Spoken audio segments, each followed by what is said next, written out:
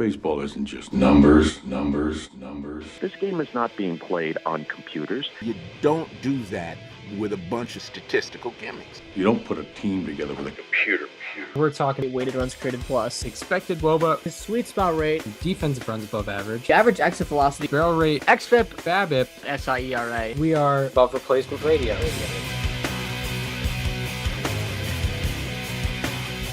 And welcome to Above Replacement Radio, where we're talking baseball kind of whenever. I'm your host, Chris Giant, over there on the other side of the screen. And right next to me as well is Daniel Curran. How you doing, Daniel? Chris, I'm doing very well today. It is the first in-person Above Replacement Radio in, I think, over 100 episodes, right? I mean, it's been since the Springfield College days in May of 2023. We are now almost 2 years removed from that. I happen to be visiting you in Charlottesville this weekend. Yeah. And it's the last weekend. It's the last show of the offseason. We're going into season number 7 of ARR, counting 2019. The season 6, if you don't count 2019, where we only did the postseason. Yeah, it is the final show of what's been a very busy offseason for us over here. So as per usual, we are going through our season preview today, talking about standings predictions, award predictions, and then getting into playoffs.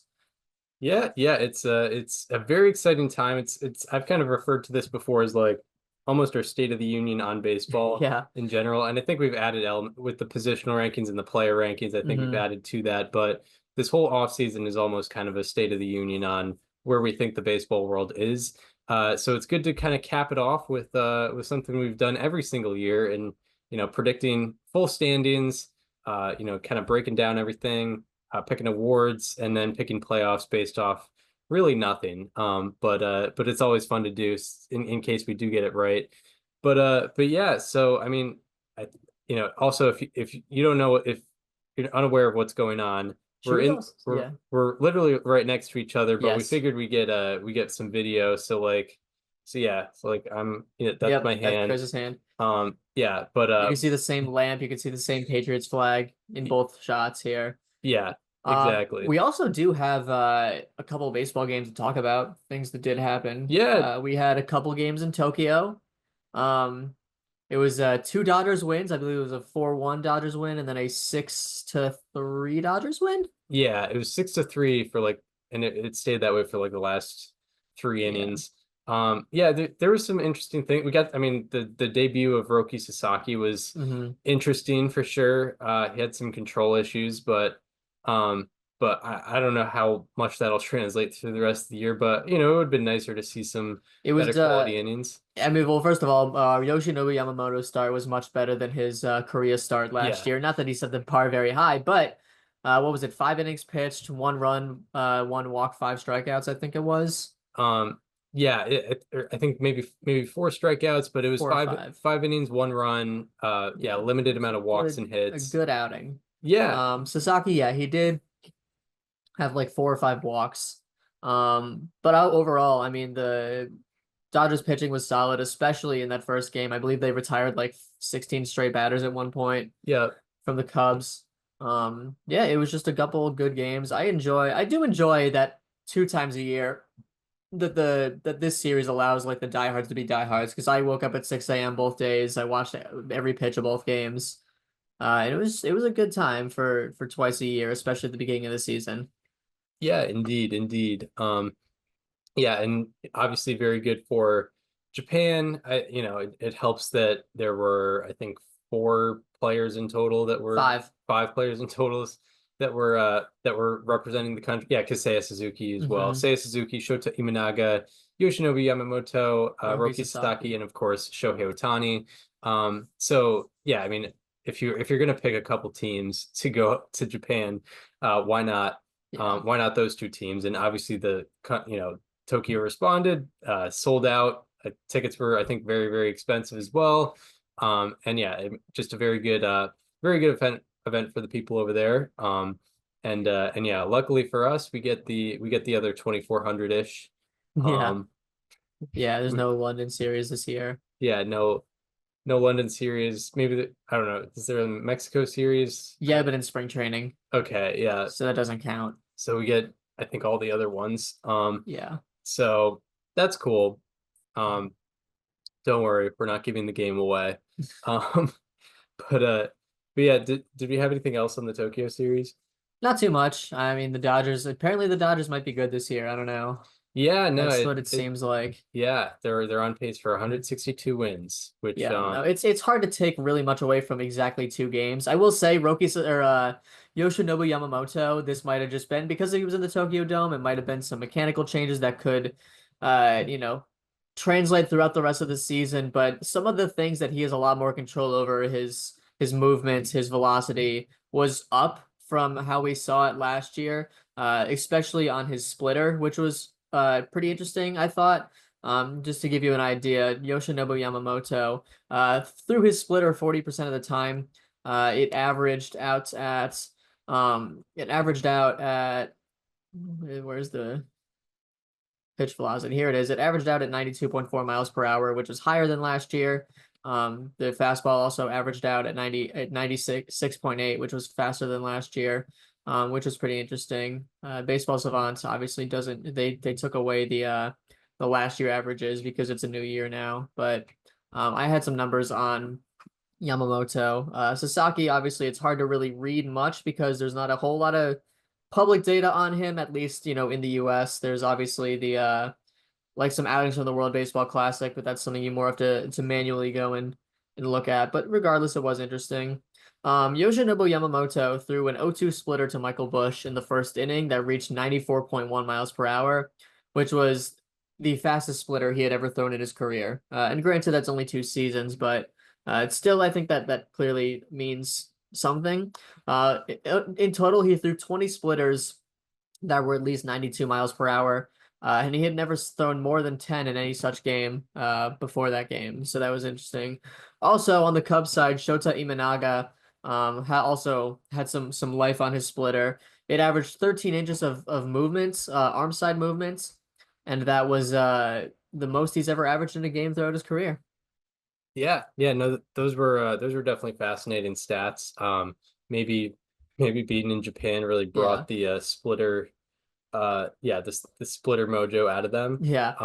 But yeah, no, it's definitely a good sign, especially for Yamamoto, who I think maybe people might have had health concerns because he had an issue last year, which, if you're throwing 94 mile per hour splitters, it's hard to think you're not healthy. Yeah, exactly. A couple more takeaways I did have. One, Shohei Ohtani hit I think, rather questionable home run. Yeah. It was I don't know.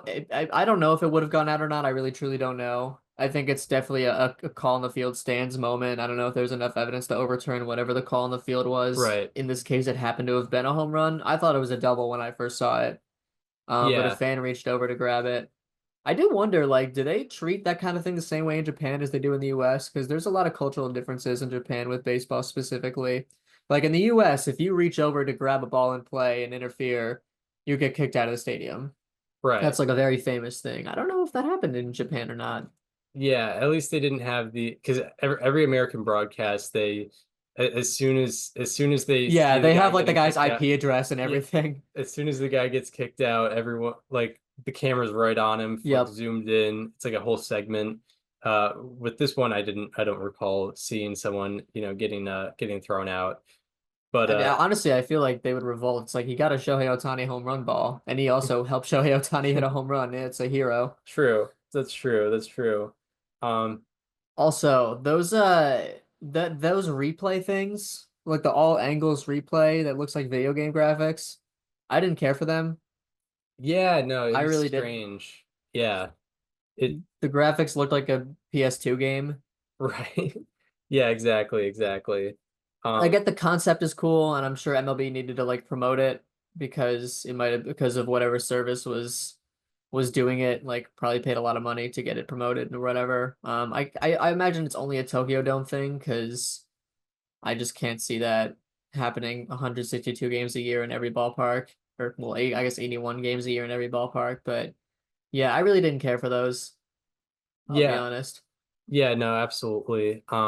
Yeah, it was strange. It was good in theory. I get why it was done, of course, for sure. But yeah, I mean, yeah, the the people like disappearing during the replay, that was always That was always intriguing. Like, well, it was just funny because the one post had a like the caption from MLB was like, "We may need this angle for from every game," and every response was like, "I don't think we do, really." Yeah, right. Um, yeah, no, it's yeah, it was interesting to see, but It literally looks like if you play MLB The Show and you do like the replay system there where you can move the camera to anywhere. Like yeah, it literally looked like that. yeah, the fan cam Yeah. area, yeah, that um yeah, sometimes yeah, in MLB The Show and like the simulated games in between innings, it's like, yeah, do the fan cam and Oh yeah. you could just right stick it all the way around and make it look incredibly weird. Um but yeah, anything more from the Tokyo series? No, it was a fun little couple of days. Early Yeah. alarms, but I usually it's not that for me it wasn't too bad because I usually set my alarm for 6:30 anyway. Hmm. And today was no those days it was 5:45 instead. Right. So not the end of the world. And also, I so much enjoyed it being on Fox over ESPN only because Jason Benetti. That's like Yeah. that's essential. Jason Benetti at 6 a.m. I had no idea how much I needed that. Yeah, That goes crazy. to start the year, to start the day. It's just Yeah. yeah, it's a very nice That is element. how you get your day started is with in my opinion the best broadcaster in all of baseball. Right. Yeah, I for love sure. Jason Benetti unconditionally. Yeah, very yeah, very nice to have him in the national spotlight for sure. But yeah, so yeah, we will be doing season predictions, full standings, and then we'll dive a little bit into awards and playoffs. But the main idea is talking about where we think these teams will finish in their respective divisions. Um, and uh, and yeah, so I mean, yeah, we've I get in case anyone wants to know any trends, I'm 0 for 5 on National League Central Yep. winners, 0 for 5 on this show. So yeah, I mean, don't really listen to anything I have to say about the National League Central, at least in the one and two I spots. think I'm 1-4. You might be 2 and 3 because I remember you got the Oh, I did Cubs, get I got the 2021, 2020 and 21. you got the Cubs, and then you got the Brewers the next year, and So then the last time either of us have accurately predicted the NL Central was 4 years ago. That's yep, great. I love that. yeah, 0 for our last six combined and 1 for our last eight. yeah, and we could discuss some more. 2 for 10 overall. We could discuss some more trends throughout the show. But yeah, I mean, anything you wanted to get to before we get into the American League East? No, let's do that. Yeah, who do you have in last place in the American League East? Yeah, I mean this is a tough. There are a lot of division previews were tough this year in terms of standings for a lot of divisions, AL East Yeah. especially. Obviously, this is a very well-known division in that every team is competing. Every team is expected to at least be good to some degree. Every team added to their team in some way, whether it be internally from injuries or externally via free agency or trade. And the Blue Jays are certainly one of those teams, but they are finishing in last for me this year. Mhm. I feel bad because I do like the offseason they had, even if the main takeaway from a lot of people was that it's about who they didn't get rather than who they did get. Right? They missed out on Juan Soto. They missed out on Corbin Burns. They didn't, at this point at least, did not extend Vladimir Guerrero Jr. Mm. Although to be fair, it was reported that they offered him 500 million, which I think Vlad Jr. I've said this on the show before. I think Vlad Jr.'s number right now is what he wants to be convinced not to go to free agency. It doesn't mean that's what he hopes to get eventually. Yeah. Because I mean, theoretically, if the Blue Jays are willing to offer 500 million now, if he goes ahead and has a good season, I feel like the idea in his head is that they would come back with another 500 mil next offseason, and it allows other teams to decide if they want to top that or not. Yeah. So I get it. Do I think he's going to get 600 million like he said he wants? Probably not. But I don't blame him for what he's doing right now. Yeah, exactly. So I do have the Blue Jays finishing in last this year, as I mentioned. It's more just the bottom of the lineup, the bullpen especially outside of Jeff Hoffman. There's not really a single person that I can point to and say I would trust that person in any close game late in the game. I feel like Hoffman might get a little too much, have too much being relied upon from him this year. I do worry about what might happen in, say, like July, August, September, once if and when he becomes overworked. And I don't know if, Chad Green, Yimi Garcia, Nick Sandlin, etc., are going to be able to make up for that. They don't really have anyone injured either. I guess Eric Swanson is decent, but he had a rough year last year, if I remember correctly, a 5.03 ERA. So the bullpen's the biggest concern for me. The lineup is, it's better, but I mean, Vlad Jr. I'm fully expecting to have a big year. Santander, I think, went to a good ballpark for his skill set. I'm not really sure what Bo Bichette's going to look like. I'm not fully buying the bounce back year, although I certainly see it as possible. But after that, George Springer's declining. Andres Jimenez is 2 years removed from his last good offensive season. Alejandro Kirk, I do think could be interesting, and then I think there's a lot being relied upon for guys like Will Wagner, Ernie Clement, Nathan Lukes, and then you look down in the minors with other people. Dalton Varsho's starting the year on the IL, which was like just announced. I like Orelvis Martinez, as I mentioned, in our players to watch. I like Joey Loperfido, but I don't know how big of a step they're going to be able to take in a division like this to beat any of the four other teams. So I have the Blue Jays in last place. How about you? Yeah, before I get into my predictions, I just want to say I went about it a little bit differently this year, Hmm. considered different things. I will be referencing BABIP with runners in scoring position or BABIP against with runners in scoring Okay. position from last year. For some of these teams, most of these teams I won't be mentioning it, but the reason that stat is important for future projections is because BABIP with runners in scoring position can indicate good luck or bad luck in the most crucial situations and is typically not sustainable. The top five teams in BABIP with runners in scoring position from 2023 all scored less runs in 2024, and the bottom five teams in BABIP with runners in scoring position from 2023 all scored more runs in 2024. So usually that balances out the next year, and obviously always teams are going to be luckier than some teams and or unluckier than other teams, but just in terms of I'm kind of going based off of if every team has the exact same luck, which I'm sure you are as well. I may also be referencing Pythagorean win-loss, which is a projected record based on run differential. It's not everything, but the two teams with the unluckiest difference in Pythagorean and actual record in 2023 were the Padres and Royals, and they improved their win total by 11 and 30, respectively, Hmm. in 2024. And the two teams with the luckiest difference in 2023 were the Marlins and Orioles, and they ended up winning 22 and 10 less games, respectively, in 2024. So I kind of went about it in a different angle, partially. But with that being said, I have the Rays in last place in Oh. the American League East. Despite a subpar record last year, they went 30 and 22 in one-run games. Now performed their Pythagorean win-loss by 6 games. So they were based on the Pythagorean, they should have won 74 games last year. It looks a lot better with them being an 80 and 82 team last year. Although having Shane McClanahan and Drew Rasmussen back in the rotation will help them alongside the addition of Ha-Sung Kim. Their team, in my opinion, did not change enough for me to think too differently about them. I also think that some of their midseason transactions last year, they may feel the effects of that this year with trading Isaac Paredes and Randy Rosarena last year. They also lost Jose Siri over the offseason, and he wasn't the most productive player necessarily, but provided great defense for them and was usually able to end up being an average player for them.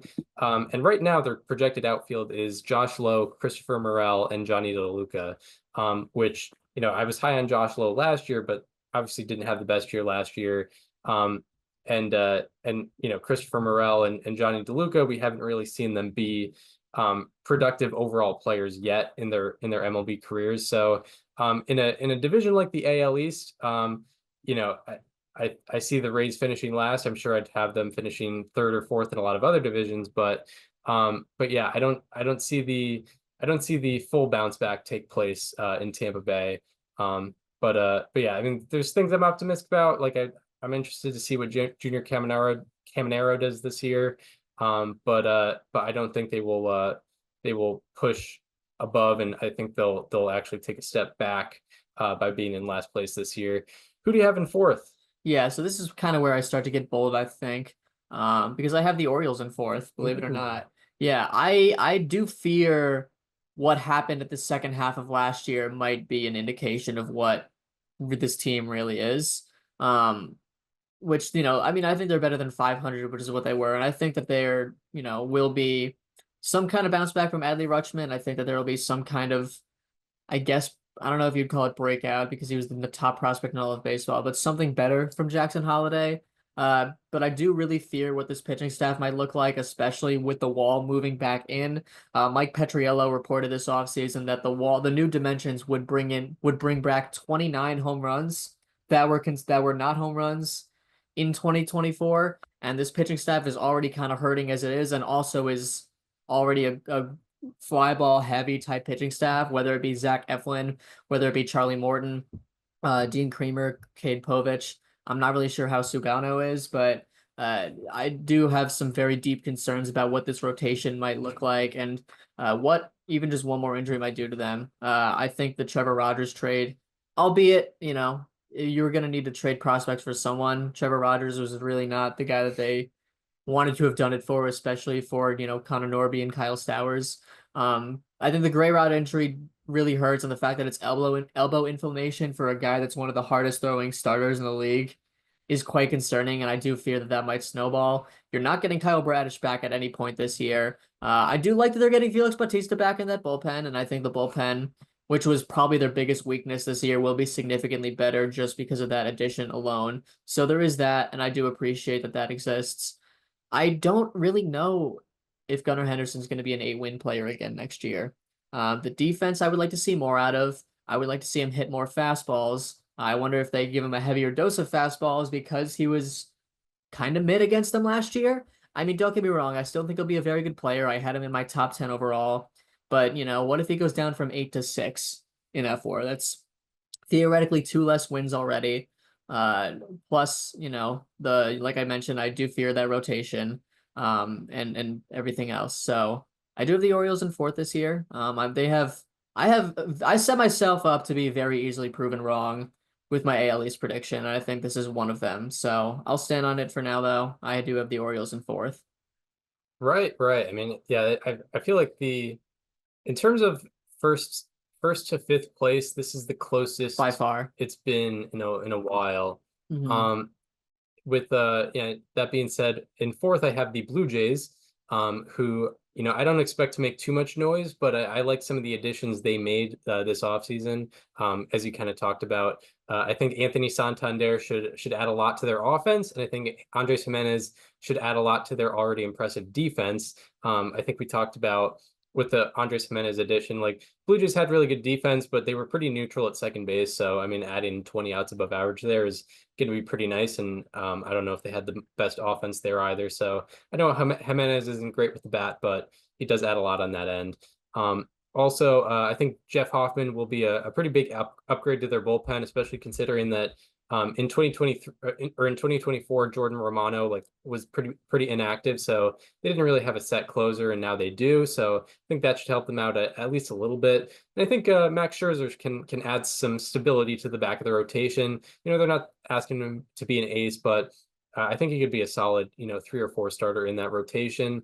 And I also expect Bo Bichette and Kevin Gausman to have significantly better seasons than last year. I don't know if they'll get to where they were at their peak, but I expect them to be, I expect Bo Bichette to have more than, I think, 0.3 wins by replacement or whatever he had. So, and also he was injured, so I think that took a factor as well. But yeah, I think I think the Blue Jays will move up a spot in the AL East this year, and they'll finish in fourth. Who do you have in third? In third, this is where I put the New York Yankees. I don't love the Stanton and Cole injuries. That goes without saying. I was going to have them in second before that. But that, I mean, losing an ace pitcher, losing an above average bat that also happens to hit the ball harder than anyone else in the world. I don't know, that does something for me. I don't love it. Aaron Judge is amazing. He's the second best player in the league. I don't know if I can just simply pencil anyone in for a 200 weighted runs created plus in any given year. And I feel like there is a little bit too much reliance on Aaron Judge, like there has been in many of the past years. Because what if he goes down to being a 170 weighted runs created plus guy? Like, how many wins is that taking away from a team that essentially needs him to be really even. I don't want to say even competitive. I think they're competitive, with Judge as a 7-win player, but I think there's a little bit too much reliance on Aaron Judge being the greatest right-handed hitter of our lifetimes, and continuing to do that. He's going into his age 33 season, so who knows? I mean, he hasn't, like I said, he hasn't given us any reason to believe he's going to regress, but it's still such an incredibly high bar to just expect someone to reach every year. Now I put them in third. I put them above two other teams, and I still think that they're going to be a very good team. I think there's going to be a Jazz Chisholm Jr. breakout. I don't want to say breakout because he's already been an established player, but I think he's going to have the best season of his career. He pulled 53% of his fly balls after getting traded to the Yankees last year, and I think that's going to mean something. I think Austin Wells will be a little more steady this year. I think he'll probably average around the same wins above replacement that he was at last year, but maybe get there a little bit differently. Instead of having a really good couple of months and then a really bad couple of months, he'll be a little more consistent. And obviously, he's going to have some of the most elite catcher defense in the league. And I think that's going to be helpful for a pitching staff that really needs it. Because outside of Max Fried, there's a lot of question marks. I do think we can actually see something from Carlos Rodon. The rest of the rotation does freak me out a little bit, but I think Clark Schmidt and Luis Gil, once they come back, will stabilize it a little bit more. I think the bullpen has the chance to be one of the best in the league. I really do. Devin Williams and Luke Weaver at the back end. We obviously saw a lot out of him. I like Fernando Cruz, and I think if they tell him to throw a splitter a lot more, that there's something that can really happen there.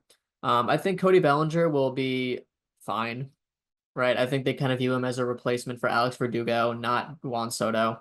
Losing Juan Soto from last year, losing those two guys to injury, I do think will make them worse than a 94 win team, but still good enough to beat two other very good teams in their division. So I have the Yankees finishing third. Right. In third place for me, I have the Boston Red Sox. And although I have them in the same spot as they finished last year, I think they will be a better team this year and be in the playoff mix. So me sticking them in third place again doesn't necessarily mean I think they're going to be the same team. I think the additions of Garrett Crochet and Alex Bregman certainly make them a legit team, a legit playoff threat. And the potential rookie seasons of Christian Campbell, Roman Anthony, and Marcelo Meyer are also, very exciting. I don't know exactly what their production will be and when they'll come up or make an impact, but the fact that all three have a very high chance of being in the majors this year is a very exciting thing for Red Sox fans. That being said, I think there are still a lot of questions about 3 through 5 in the rotation, as well as the bullpen as a whole. Like looking at the rotation right now, it's Crochet and Houck, that looks very good, but beyond that, there's definitely a lot of question marks. Whether that be the newly acquired Walker Buehler. I know Brian Bayo's on the IL right now. There's like Richard Fitz, we haven't seen that much major league experience out of. Like Quinn Priester has yet to show, being a quality MLB starter yet. So yeah, there's still a lot of question marks with the depth of the team, especially on the pitching side. But lineup looks pretty good as well. Also, they had the fifth luckiest difference in batting average and expected batting average with runners in scoring position last year as hitters, and they had the luckiest difference in batting average and expected batting average overall. So they did kind of have some BABIP luck last year, and maybe some less hits will result in less runs and maybe a little less wins than expected for this year. Although I do think they will win more games because of the additions they made. But yeah, I have the Red Sox in third. Who do you have in second? Yeah, so we are there's a bit of a discrepancy here, but I do actually have the Tampa Bay Rays in second place. I don't know, we're due for just a BS Rays year where they just perform way above expectations, and I think they're in the perfect ballpark to do that. I think adding the Florida humidity, the Florida heat to a lineup that needs that kind of a boost will pay off. And additionally, I think, you mentioned McClanahan and Rasmussen coming back on full seasons. I think that matches some of the best additions made by any team this offseason, with the exception of the Dodgers, even if it's, just internal stuff. But like you're adding an ace to this rotation that wasn't there last year. You're adding a sneaky, really solid starter in Drew Rasmussen that also was there for only part of last year. On top of Taj Bradley, who should make some sort of step forward. Ryan Pepio, same thing. And then Zach Littell, Shane Baz. I know that I'm talking about the Rays rotation like they're all going to be there. You never really know, but I don't know if half these guys are coming back from major surgeries, theoretically, that should mean that they stay again, right? Yeah. I think Edwin Uceda becoming a more prevalent piece of this bullpen will make them one of the more legit back ends in the league. Mason Montgomery, I think, will also have a major breakout. I think he's one of the top like legit breakout picks in terms of like guy you've never heard of that will actually be quite good. And also just, the next Rays random reliever that has a crazy season. He's a lefty that had a lot of strikeouts in a short time last year. And then, like I said, this is an offense that needs a boost, and I think we'll get it at George Steinbrenner Field. Junior Caminero, obviously, I would like to see him pull the ball more, but he really doesn't have to. He's like a lot of his fly balls are going to go out no matter what if he's playing at a shorter ballpark, and there's probably going to be a lot of carry on the ball. Same thing goes for Brandon Lau, who does pull the ball a lot in the air. Same thing goes for Danny Jansen, that does pull the ball a lot in the air, has one of the highest pulled air rates in the league.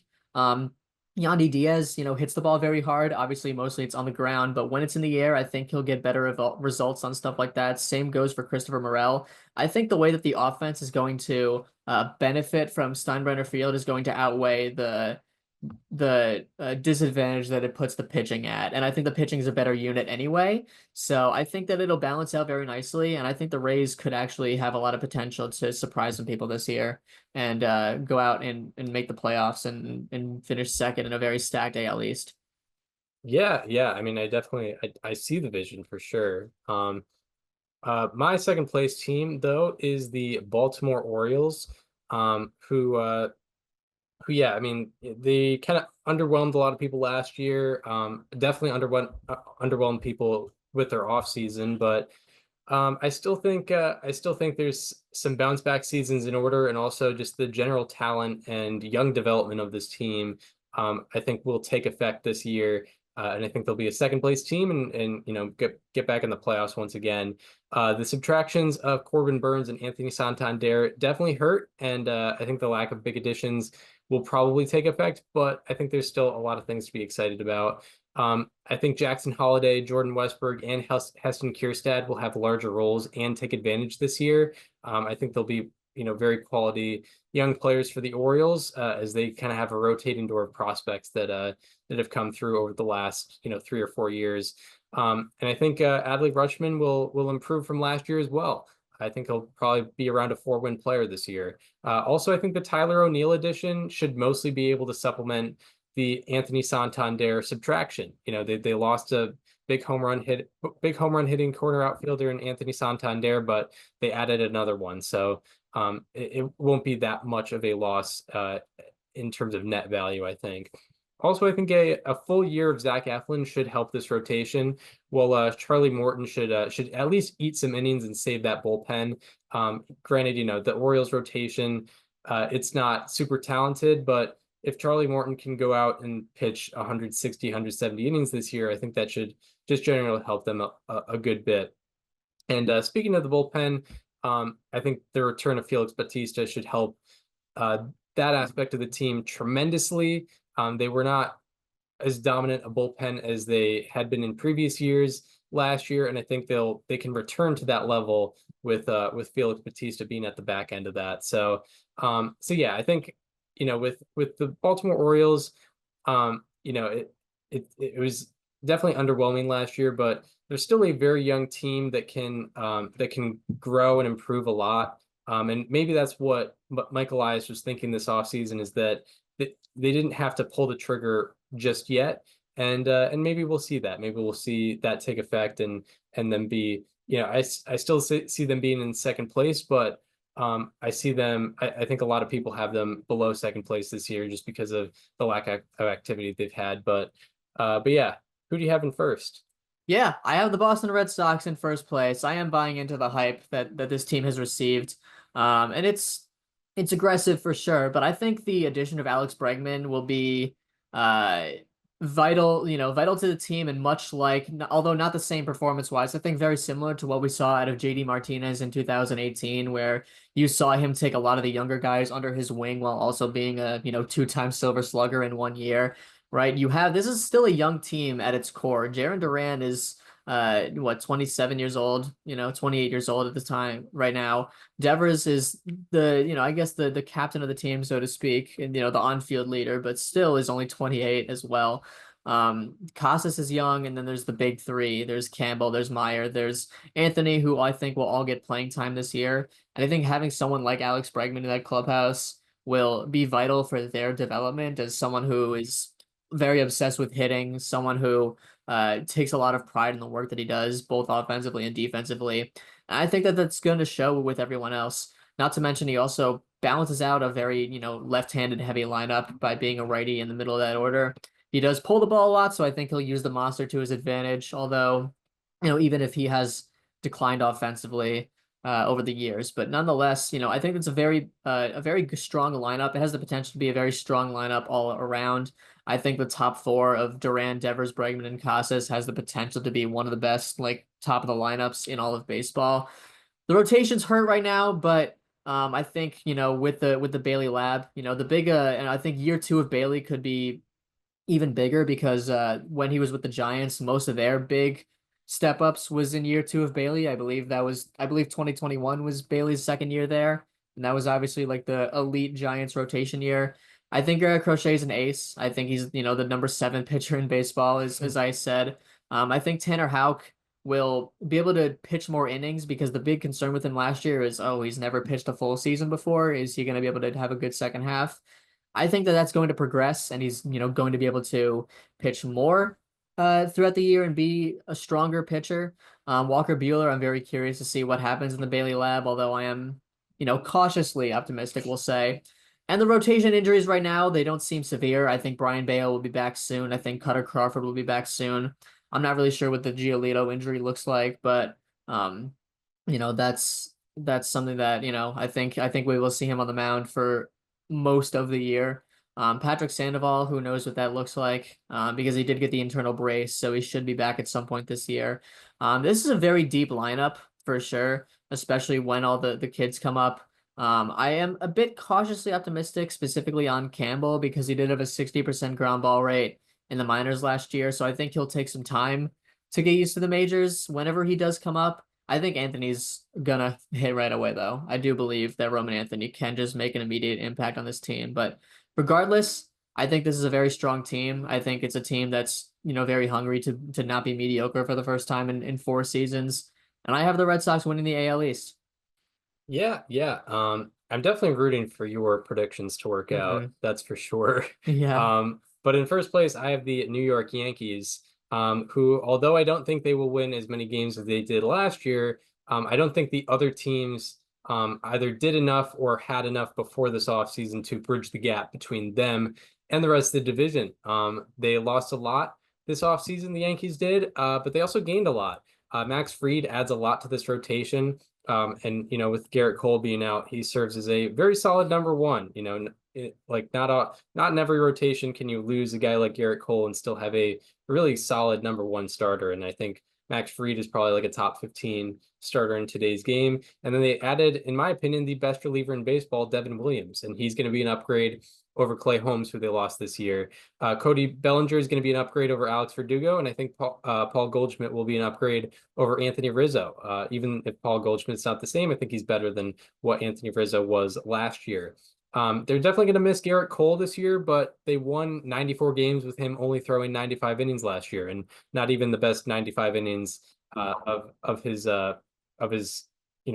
career. He had like a mid-3s ERA. He wasn't necessarily the exact characteristic Garrett Cole last year, and the Yankees won 94 games with him only throwing 95 of those innings.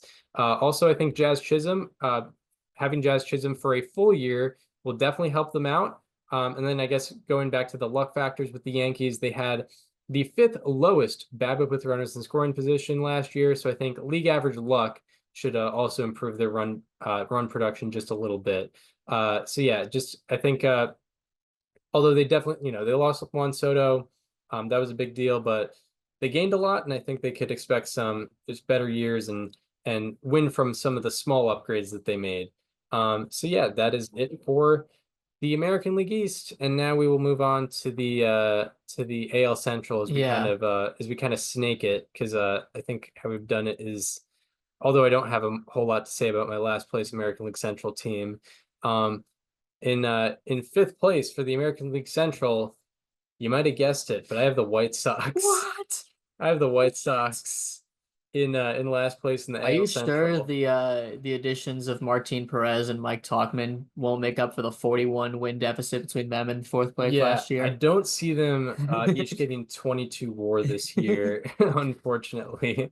They were the worst team in baseball last year, and now they don't have their best two players from last year in Garrett Crochet and Eric Fedde. So they, along with being a 41 win team last year, they also don't have Garrett Crochet this year, nor Eric Fedde for 4 months of the year either. So, hope, I hope to see some development out of their young guys like Kyle Teal, Colson Montgomery, but knowing the White Sox, that's also doubtful, unfortunately. I hope not to be too pessimistic for the people on the South side, but I think if anything, they're the most pessimistic about this team because of what they've seen. Who do you have in last place? I took a long and hard look at this division, analyzed it top to bottom. I think the Chicago White Sox are going to finish last. Yeah, wow. It's a bold take. It's the first year for Will Venable as a manager, who's been after a managerial job for a while. I'm sorry it had to be this one, but hey, it has to start somewhere, right? I don't know really what I'm supposed to say here. I think the rotation has a couple interesting pieces. I'll say that. Not that it's enough to get them above any other team in the division. So I'll try to be nice to this team because I don't know. I really don't feel like I have to explain why I think they'll be in last. I think Sean Burke, who is their opening day starter, can take some interesting steps forward this year. He, he pitched pretty well in a very small sample size last year, but has good velocity, interesting stuff. And then Shane Smith is their number 5 starter this year. He was the number 1 pick taken in the Rule 5 draft last year by the White Sox. So that's interesting. I have no idea if Luis Roberts on this team by the end of the year. I really don't know what else to say, man. I think, I had Chase Meidroth as my player to watch. I think he can be an interesting piece for this year and part of their future. This year is really not about wins and losses for this team. It's tough to really evaluate what you're looking for. I'm looking for just figuring out who are the pieces, because most of the guys in this lineup right now are not the pieces. Like Mike Tauchman, Luis Robert, Ben Attendee, even Andrew Vaughn, Brandon Drury, they're not going to be on the next competitive White Sox team. Same with, Martin Perez, same with Mike Clevenger, who's projected as their closer this year, which is crazy. Yeah. This year is about figuring out who the pieces are. Having something that they can be excited about going into next off season. I really don't know, man. I have the White Sox in last. Yeah, we both do. Onto the fourth place team in the American League Central for me, which is the Cleveland Guardians. I have in fourth place. They won the division last year, but I expect some regression this year for sure. They were the biggest beneficiaries of luck with runners in scoring position in 2024 as batters and pitchers. They had the luckiest difference in batting average and expected batting average with runners in scoring position. As both batters and pitchers, they were the luckiest with runners in scoring position. So that is, I think, that should. I expect their run production as an offense to drop off, and the run allowance as a pitching staff to increase. I expect them to just based off of that, I expect a drop off in wins. They also didn't improve their team in the offseason. The Guardians don't usually do that anyway. So, but they didn't improve their team in the offseason. A lot of the teams in the AL Central did, or at least made an effort to. But the Guardians didn't really do that. They lost Andres Jimenez, they lost Josh Naylor, they added Carlos Santana, and I think, Travis Pisano will come up this year and make waves a little bit. But in terms of a net balance, I think their team probably lost more than they gained ultimately. And yeah, I think their win total will drop to near 500. I think maybe they'll get between 79 and 83 wins about this year. With contrary to Nico Ficella's bold prediction of them being a first place team. But who do you have in fourth? In fourth, I have I'm sticking with my take from last year that never got proven true. I am taking the Royals to finish fourth. I said this about Aaron Judge, and I think it's only fair that I also say it about Bobby Witt Jr. What happens if he's only a 7-win player?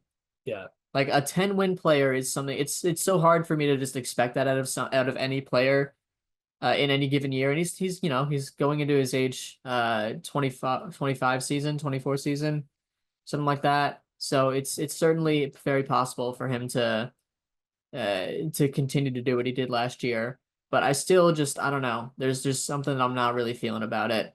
I'm not going to take 35-year-old Seth Lugo to be a top 5 F4 pitcher in baseball again, believe it or not. I think Michael Wacha will be fine, and I think Lugo will be fine too. I just don't think he'll be as crazy good as he was last year. I think that was very clearly a career year for him. Very interested to see how Mark Canha and his clone will do this year, because Fangraphs has him locked into the old roster resource twice, so that's fun. We've never seen when was the last time we saw back-to-back strong years from Salvador Perez? It's been a very long time. Yeah. The last time we saw back-to-back 2-win seasons even was 2020 and 21. So I don't know. I feel like we're due for another just rough Salvi year. I hope we get a full year out of Vinny Pasquantino, because we've been waiting for that for a very long time. But other than that, I don't love that. I don't think this team really did much to be significantly better than last year. Adding Jonathan India was cool, but I think losing Brady Singer is but I think losing Brady Singer for him, I don't know if he's going to hit well in Kauffman. I don't really trust that something like that's going to happen. And I don't know. Like, I just don't have a good feeling. Like I mentioned with the Yankees, I think there's too much of a reliance on one guy. That one guy obviously being Bobby Witt Jr. And I just can't expect him to sort of carry the whole team. And I feel like we could get a lesser percentile outcome from guys like Hunter Renfroe, from guys like MJ Melendez, guys like Kyle Isbell, who are going to be full-time bats for them this year. The bullpen, is I think better than it was going into last season, but I don't know. I still just don't know. And I also just don't really feel great about any of the 4 teams, because I don't think any of them got significantly better from last year. So, we'll see. But yeah, I do indeed have the Royals in fourth. Yeah. I'll continue talking about the Royals because I have them in third. And I guess I'll start with the hopium about the Royals, which is a term we'll probably ingrain into above replacement radio. Maybe it's part of our Gen Z identity, maybe. But yeah, although I expect regression in performance from some of their players, I like that they are returning a very similar roster from last year. Outside of Brady Singer, they did not suffer any significant losses. And even that, you replaced it with Chris Bubich. Yeah, who should make up for that just fine. And with losing Singer, they gained Jonathan India, so it's not like they lost him in free agency. They did get some major league talent out of that, who I would expect, some similar level of production that Brady Singer provided as a pitcher. I also expect a better year out of Vinny Pasquantino this year. And I think having Michael Lorenzen, Chris Bubich, and Lucas Erceg for the full year should definitely help them out. Chris Bubich is, he was on Foolish Bailey's top 5 pitchers he likes, and there's reason for that. He really showed some good signs last year in the 20 some odd innings he threw, and even before he got injured, he was showing some good signs as well. That being said, I don't think Seth Lugo will be as impressive as he was last year. I think Michael Wacha might regress a little bit, and it would be very hard to expect, as you mentioned, for Bobby Witt Jr. to put up a 10-win season for the second year in a row. Obviously, it would be expected that he regresses a little. Maybe you lose 2 wins out of him, and he still is a MVP finalist. But yeah, with the Royals, I see lots of reasons to be both optimistic and pessimistic about this team. So I figure I stick him in third for those reasons. Who do you have in third? Yeah, and third I have my sleeper team from last year, probably the best sleeper team ever taken in this draft, although the Detroit Tigers are kind of returning with the same roster that hovered around 500 for 2/3 of the season before just turning it into overdrive for the last 2 months. Obviously, there's a lot on this team that I like. You know, I like Riley Green, I like Colt Keith, I like Trey Sweeney. And obviously you have the potentially the best pitcher in baseball leading that rotation in Tarek Skubal. Bringing Jack Flaherty back, I think, was so vital for this team, and I think I would quite comfortably have them in fourth if they didn't do that. Because clearly he works in Detroit, he works at Comerica Park, even if the home run rate is his worst trait, but the strikeout to walk ratio was some of the best that we've seen, out of anyone in the league last year when he was there. Um, I don't love that they've gotten to a point where they actually have Javier Baez in the projected lineup. I would rather see, at least against lefties, I'd rather see Andy Ibanez or even Zach McKinstry. But Trey Sweeney makes it so he doesn't have to play shortstop, and you get a bunch of innings at one of the primary positions. I like Kerry Carpenter, but I think he's going to be more of like a 120 weighted runs created plus type hitter in a larger sample size of plate appearances. I don't really love the addition of Gleyber Torres. It's fine, but the collateral damage has just made it make less sense. I don't like moving Colt Keith to first base. I think they give up too quickly on Spencer Torkelson after one rough year. I don't know what that really does to a guy's confidence. You have one rough year after hitting 30 home runs and sort of being heralded as, like kind of the face of this team's future. In one bad year, they have you trying out the outfield. I don't love that. I would rather have had Colt Keith try the outfield. I think that makes a little more sense than having Torkelson do it. But regardless, they have him slotted in as the DH right now. And this team is, they're hurting a bit, right? Parker Meadows and Matt Veling are both starting the year on the IL. Alex Cobb is starting on the IL as well. So this team is a bit hurt. But the rotation, I think, we'll be able to manage as long as everyone stays healthy. But that's, not a fair thing to just ask for simply.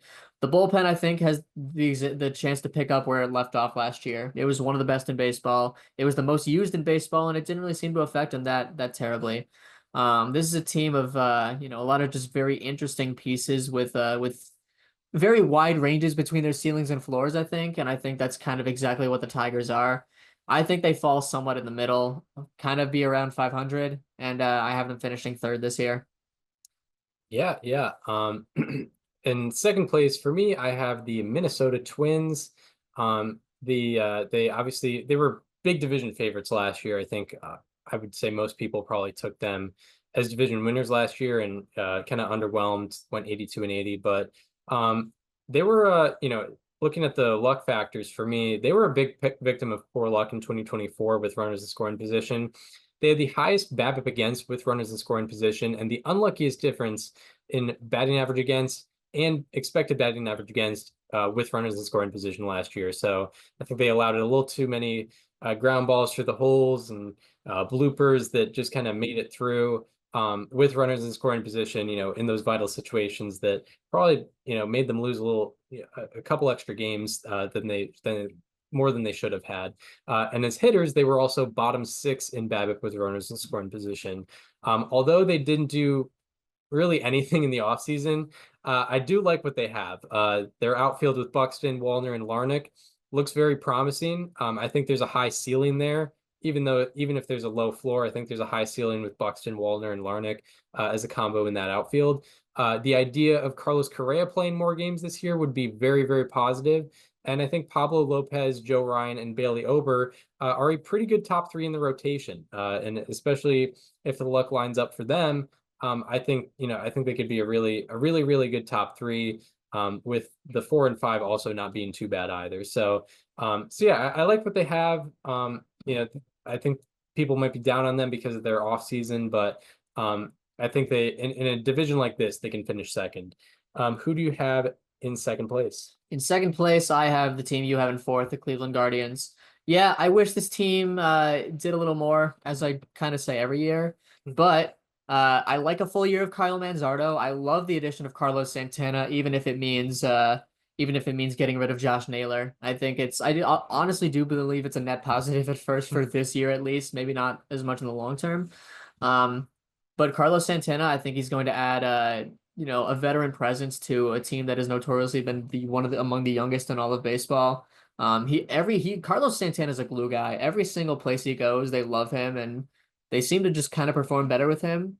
I point to the 2022 Mariners, even like the 23 Pirates. When he was there, like they were good for a good chunk of the season with him over there, and then things fell apart. But I like that. I think Lane Thomas could have the potential to do really well in this outfield. He's a guy that in 2023 had a very high pull rate on his fly balls. And I think, that big wall in Cleveland with a shorter distance could be something used by him quite a lot. The rotation's rough. There's no other way of putting it, but you're probably going to get Shane Bieber back in the summertime. He'll be in the rotation for most of the year, probably pitch, around 80 to 100 innings, I would guess, if things go as well as they should. And he was among the best pitchers. I mean, it's only a 2-start sample, but they were really, really good 2 starts if you remember last year. And I think Shane Bieber kind of found something last year that could make him, to a degree, what he was in 2020 to 21.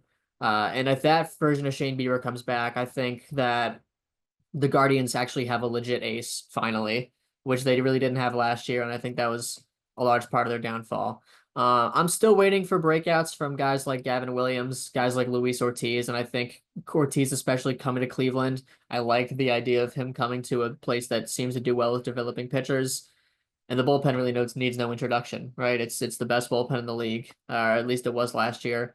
Clase, Cade Smith, Tim Herron, all these guys that you kind of put into one unit. And even if they're not all as good as they were last year, I think they're still going to be just an excellent unit. And I don't know, this team performed very well under Stephen Vogt last year, and I think that they're going to do so again, but not winning the division this time. So I have the Guardians finishing in the second place.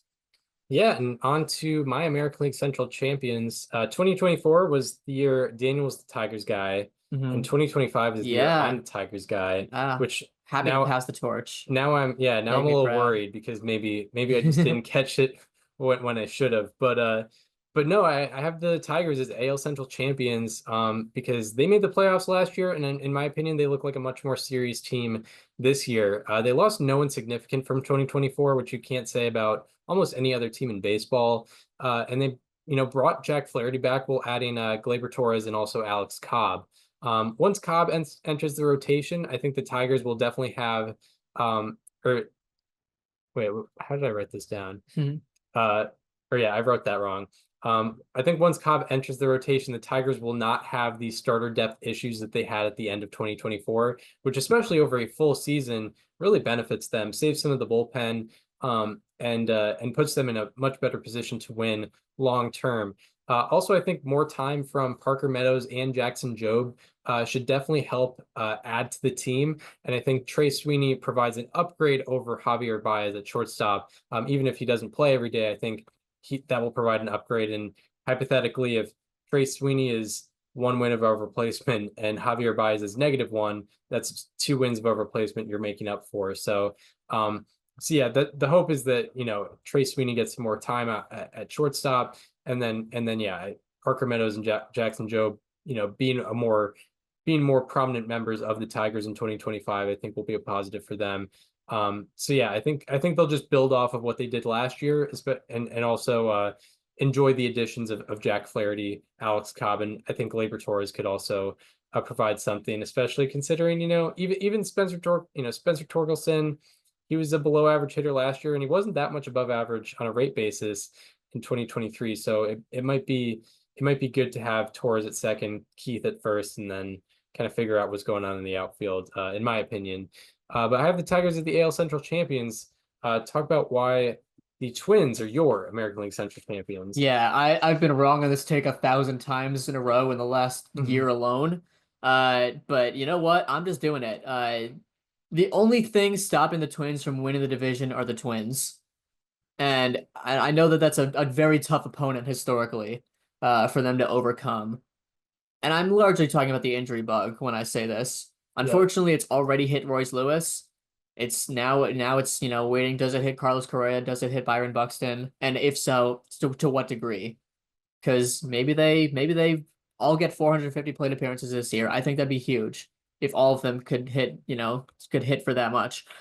I'm still a Pablo Lopez guy, not to the same degree that I was last year, where I had him winning the Cy Young, but I still think he's an ace. Joe Ryan really, really impressed me last year, because he actually kept the ball in the yard. The barrel rate against him on fly balls dropped quite significantly last year, which was just a massive, massive thing for me. That's like the one thing that really kept me from being in on Joe Ryan at all in the first place. And I've been a Bailey Ober guy for quite a while too. The strikeouts to walk ratio is excellent, and I think it will continue to do so. Um, I'm not really huge on Simeon Woods Richardson or Chris Paddock, but I think that David Festa and Zebby Matthews will come up at some point this year and make some kind of difference in that rotation, even if it's just for like 10 to 15 starts. The bullpen is still very good. Duran, Griffin Jacks are both, arguably top 10 relievers in the league. I think they have a nice supporting cast with guys like Cole Sands, Brock Stewart, even Danny Coulomb coming in as an addition this year, I think could be a solid addition for them. I think Jorge Alcala, another guy that strikes out a lot of guys, could be a vital piece.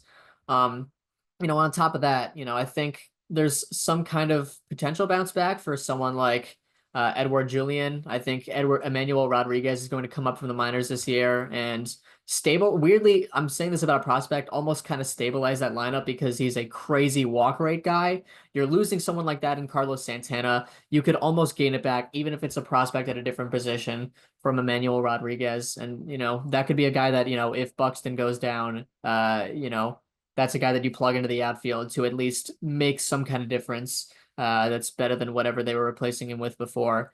I would love to see Matt Wallner get, more plate appearances. The strikeout rate's going to be what it is. He's going to strike out 35% of the time. It is what it is. He's also going to walk 10% of the time. Like, just let it happen. Let him be, we'll let him be, Joey Gallo walked. So, so, Matt Wallner could walk and also run because they both walk. I'm buying in on the Twins this year. Brooks Lee is also going to get more of a look at third. He was a top prospect coming up. If he could be like a league average bat with decent defense, I think that's going to go a long way for this team.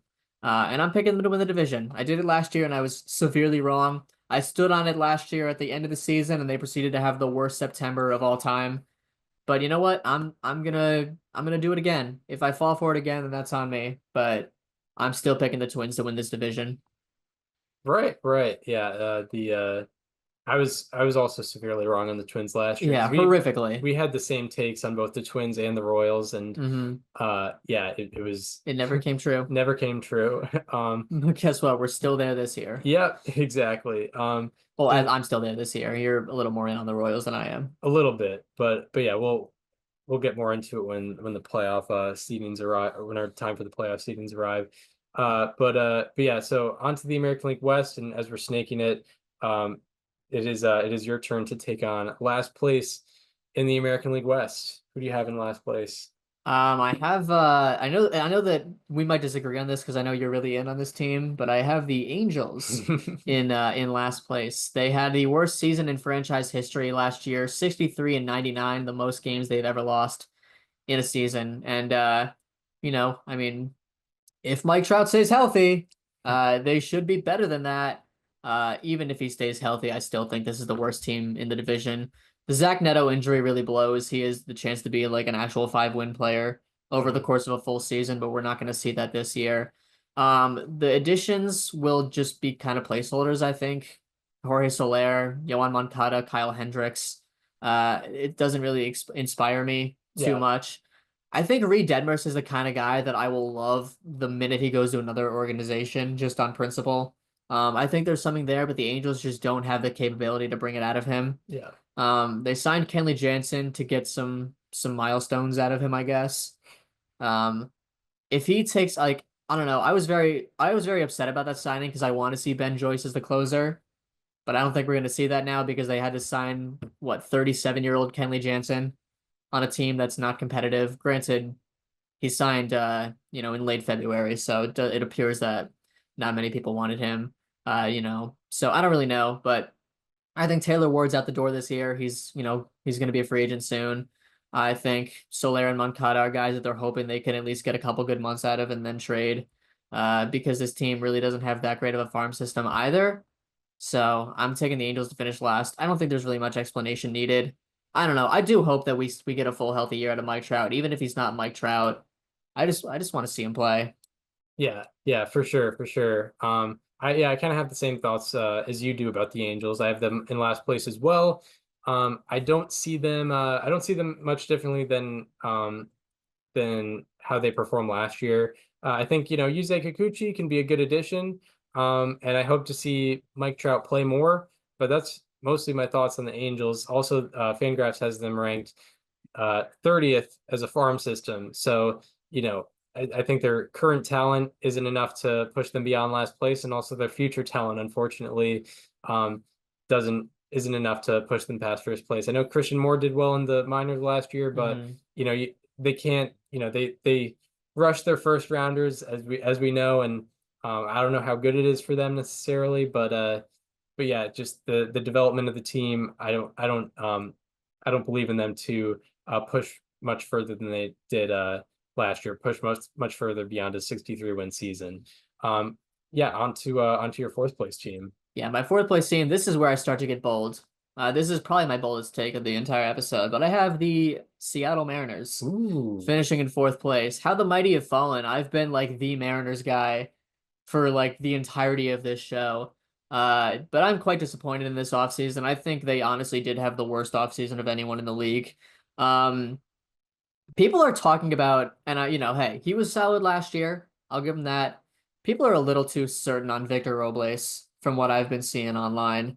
Because I think to be honest, I think he has a better chance of being his national self, or at least closer to his national self from last year than what was his Mariners self last year. I don't know. I fear he'll be a below average bat. The defense, I'm sure, will be fine, but that's not really what the Mariners are worried about. They're not worried about who can play defense. I love Julio and Cal Raleigh. I think it's very funny that the Mariners have like a very solid argument to have the number one catcher, the number one center fielder, and the number one rotation in all of baseball. And I would argue all those, and yet I'm talking about them as a fourth place team because unfortunately that is like genuinely what I believe they are. Sucks. I don't love that, but at the end of the day, that's just kind of what it is for me. The lineup is just very uninspiring. Like, I don't think Mitch Haniger is going to do a lot. I don't think JP Crawford's going to do a lot offensively. Jorge Polanco, I think, will be fine, but not enough. And then Ryan Bliss, I don't really see him taking that step forward, believe it or not. Randy Rosarena, I think, will be a guy that hits better on the road than at home, but I think he'll be, like, severely bad at home. Like, I'm talking sub 600 OPS. I really don't love it there. Rotation's solid. They unfortunately are losing George Kirby for a little bit. But everything else, is great. Emerson Hancock needs to take some kind of step forward and have, I don't know, better than the 640 strikeouts per nine that he's projected via Zips. The bullpen's solid. I'm excited for Matt Brash to come back from the internal brace, obviously. And then, Munoz, I think, is a top 10 reliever in all of baseball. I think he's very solid there. So that's not what I'm worried about at all. It's the other stuff. But yeah, unfortunately I kind of buy into everything that's been told to me about this offense, and it is of genuine fear that I have that it's going to be exactly what everyone thinks it is. Yeah, it's hard not to think about that with the Mariners because literally every addition we've seen over the last like 5 years on offense has just been a total disaster. Exactly that. But in fourth place, I'm staying cool over here, talking about the Athletics as my fourth place team. I view them kind of similarly to last year.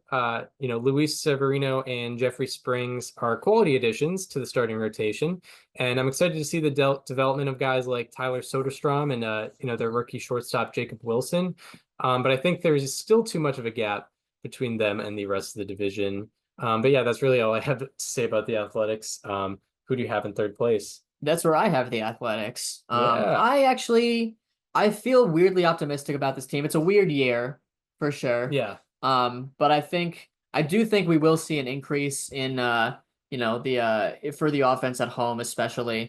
Lawrence Butler, Brett Rooker, JJ Bleday, I think has the capacity to be like a top 10, maybe even top 5, 1 through 3 in any lineup. Blade, I think, will be able to spray the ball nicely at Suter Health Park. I think he'll be able to have some fly balls sneak over the wall. Brent Rooker, in a stadium that I think, albeit it has one of the lower home run to fly ball ratios in AAA, I don't think it's going to translate to the major leagues. I think it's actually going to be much higher with, better hitters and albeit better pitchers, but still better hitters there. Lawrence Butler was like a top player in the league in the second half of last year. I think there's a very real chance he continues that. I put him on my top 50 for a reason. But I'm obviously asking for a lot to go right with the rest of the team. Jacob Wilson, I think, is the biggest one. I think Jacob Wilson has a chance to ceiling out as like a 4-win player this year and floor out even as like a 2.5-win player. This is a guy that is, he's Luis Ariz with shortstop defense. He doesn't strike out, but he hits the ball. He hits the ball on a line. Not a ton of power there, but the contact ability is, I think, pretty undeniable. We saw it, in a brief sample last year. And by the way, this is a guy that was taken in the 2023 draft. Like, this is his second full professional season. And I think he has a very good chance to, have a high ceiling. The rotation's a bit rough, no doubt, especially after Severino and Springs.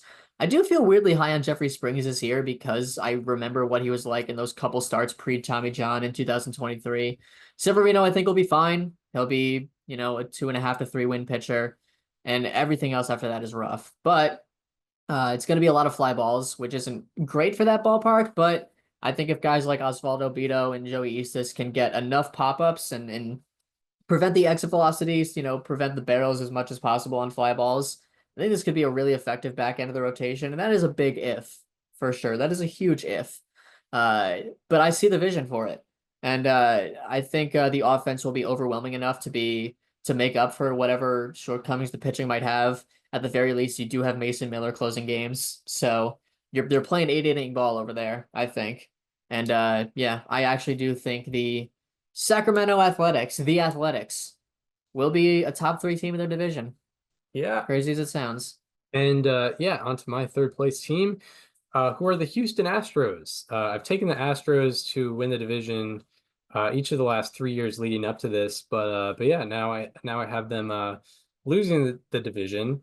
And yeah, it was not, and I'll preface it, I know they lost Kyle Tucker and Alex Bregman, but it was not a completely bad offseason for the Astros. I'll say before that, but I do see some holes in the roster overall that probably were in place a little bit last year as well.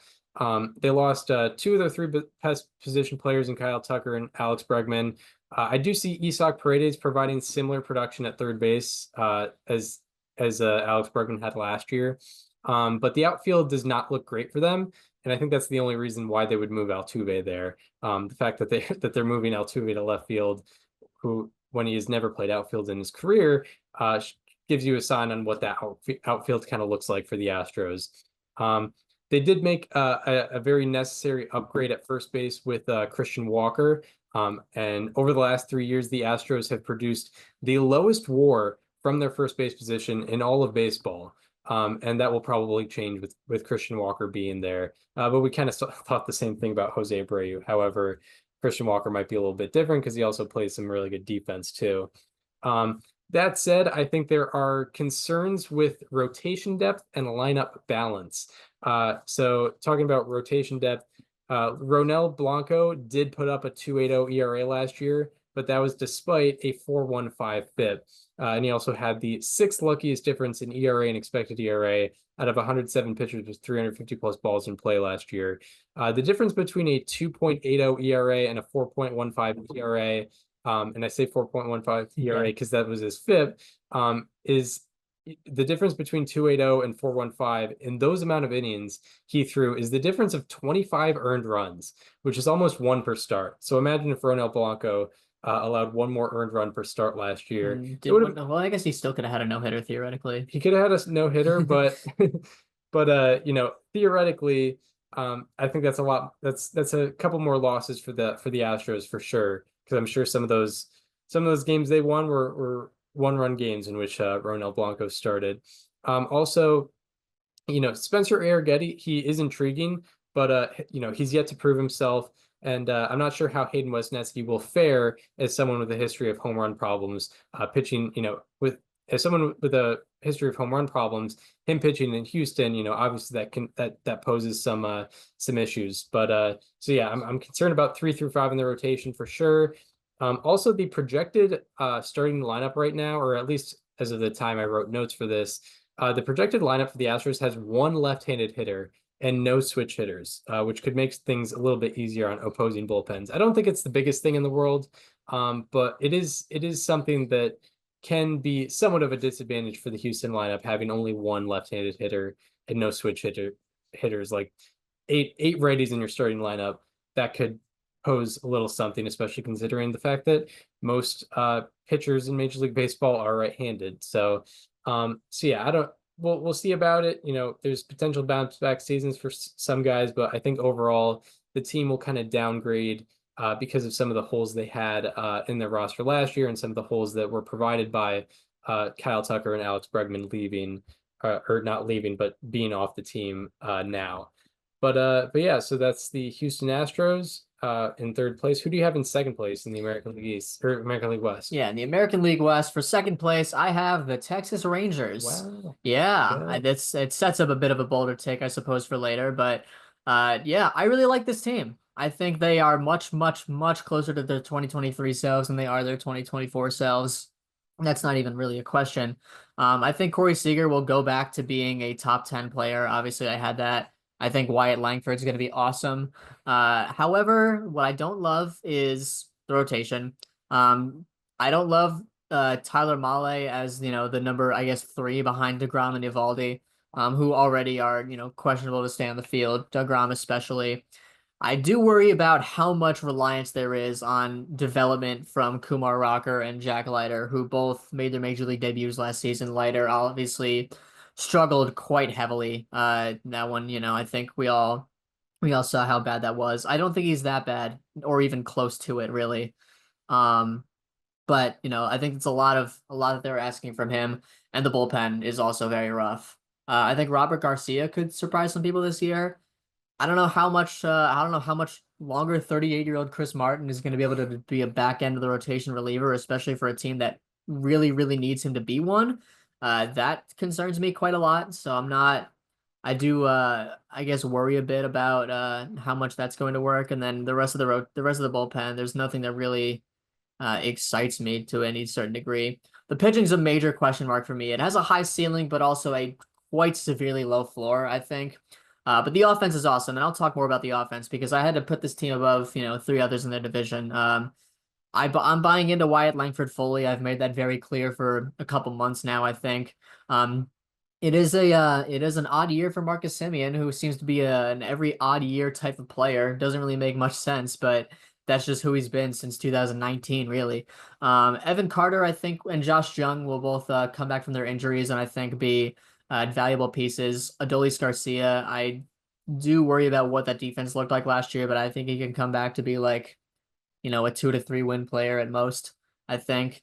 But there's a lot to like on this team. The Jake Berger addition was good. I like Kyle Higashioka as a platoon with Jonah Heim if that defense continues to regress the same way it did last year, or at least be at the same level, I guess. So there's a lot to like about the Rangers team, but I am putting them second in the division because of my concerns with their pitching. Yeah, that's fair. That's fair.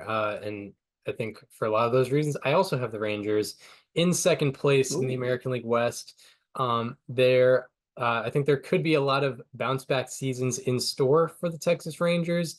And I think their biggest addition of 2025 is from their own team, with Jacob deGrom probably getting much more innings this year. Also, Tyler Mahle will probably also throw more innings for them as a potential number 3 starter, and I could see that working out. I could see him being better than a lot of the replacement options for or whatever the Rangers were kind of throwing out there last year for starters in their innings.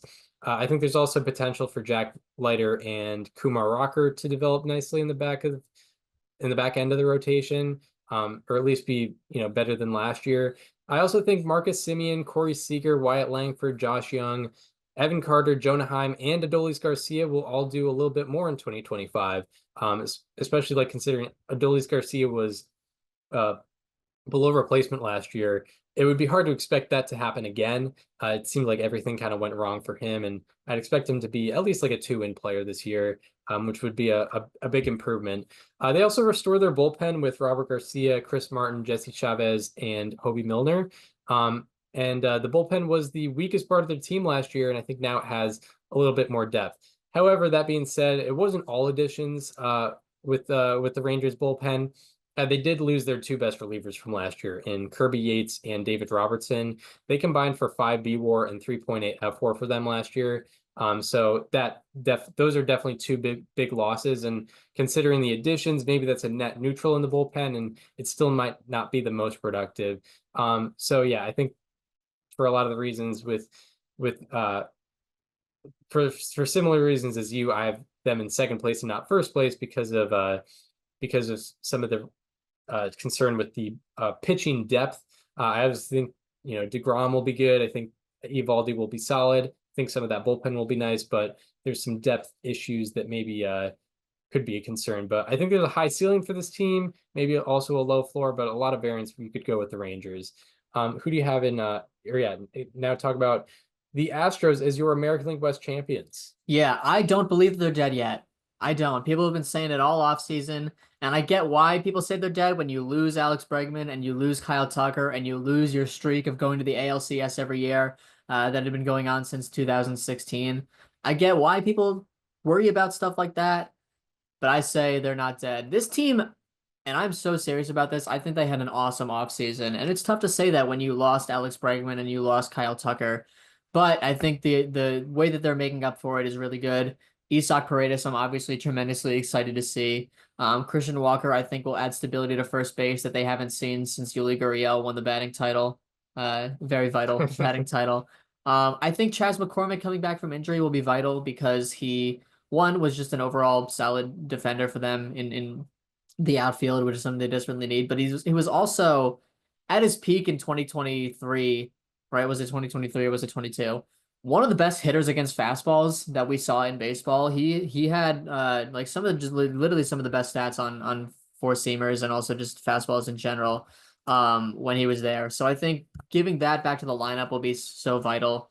I think it's going to be a major piece that people aren't really considering. Not only that, but you have Cam Smith probably coming up this year, who I think will surprise a lot of people. Another 2023 draft or 2024 draft pick, actually. He was literally drafted last year. Looks like one of the best players in his draft class right now. He's killing it in spring training. And it's very possible that he makes the opening day roster. I don't think it's likely. I don't think he's going to.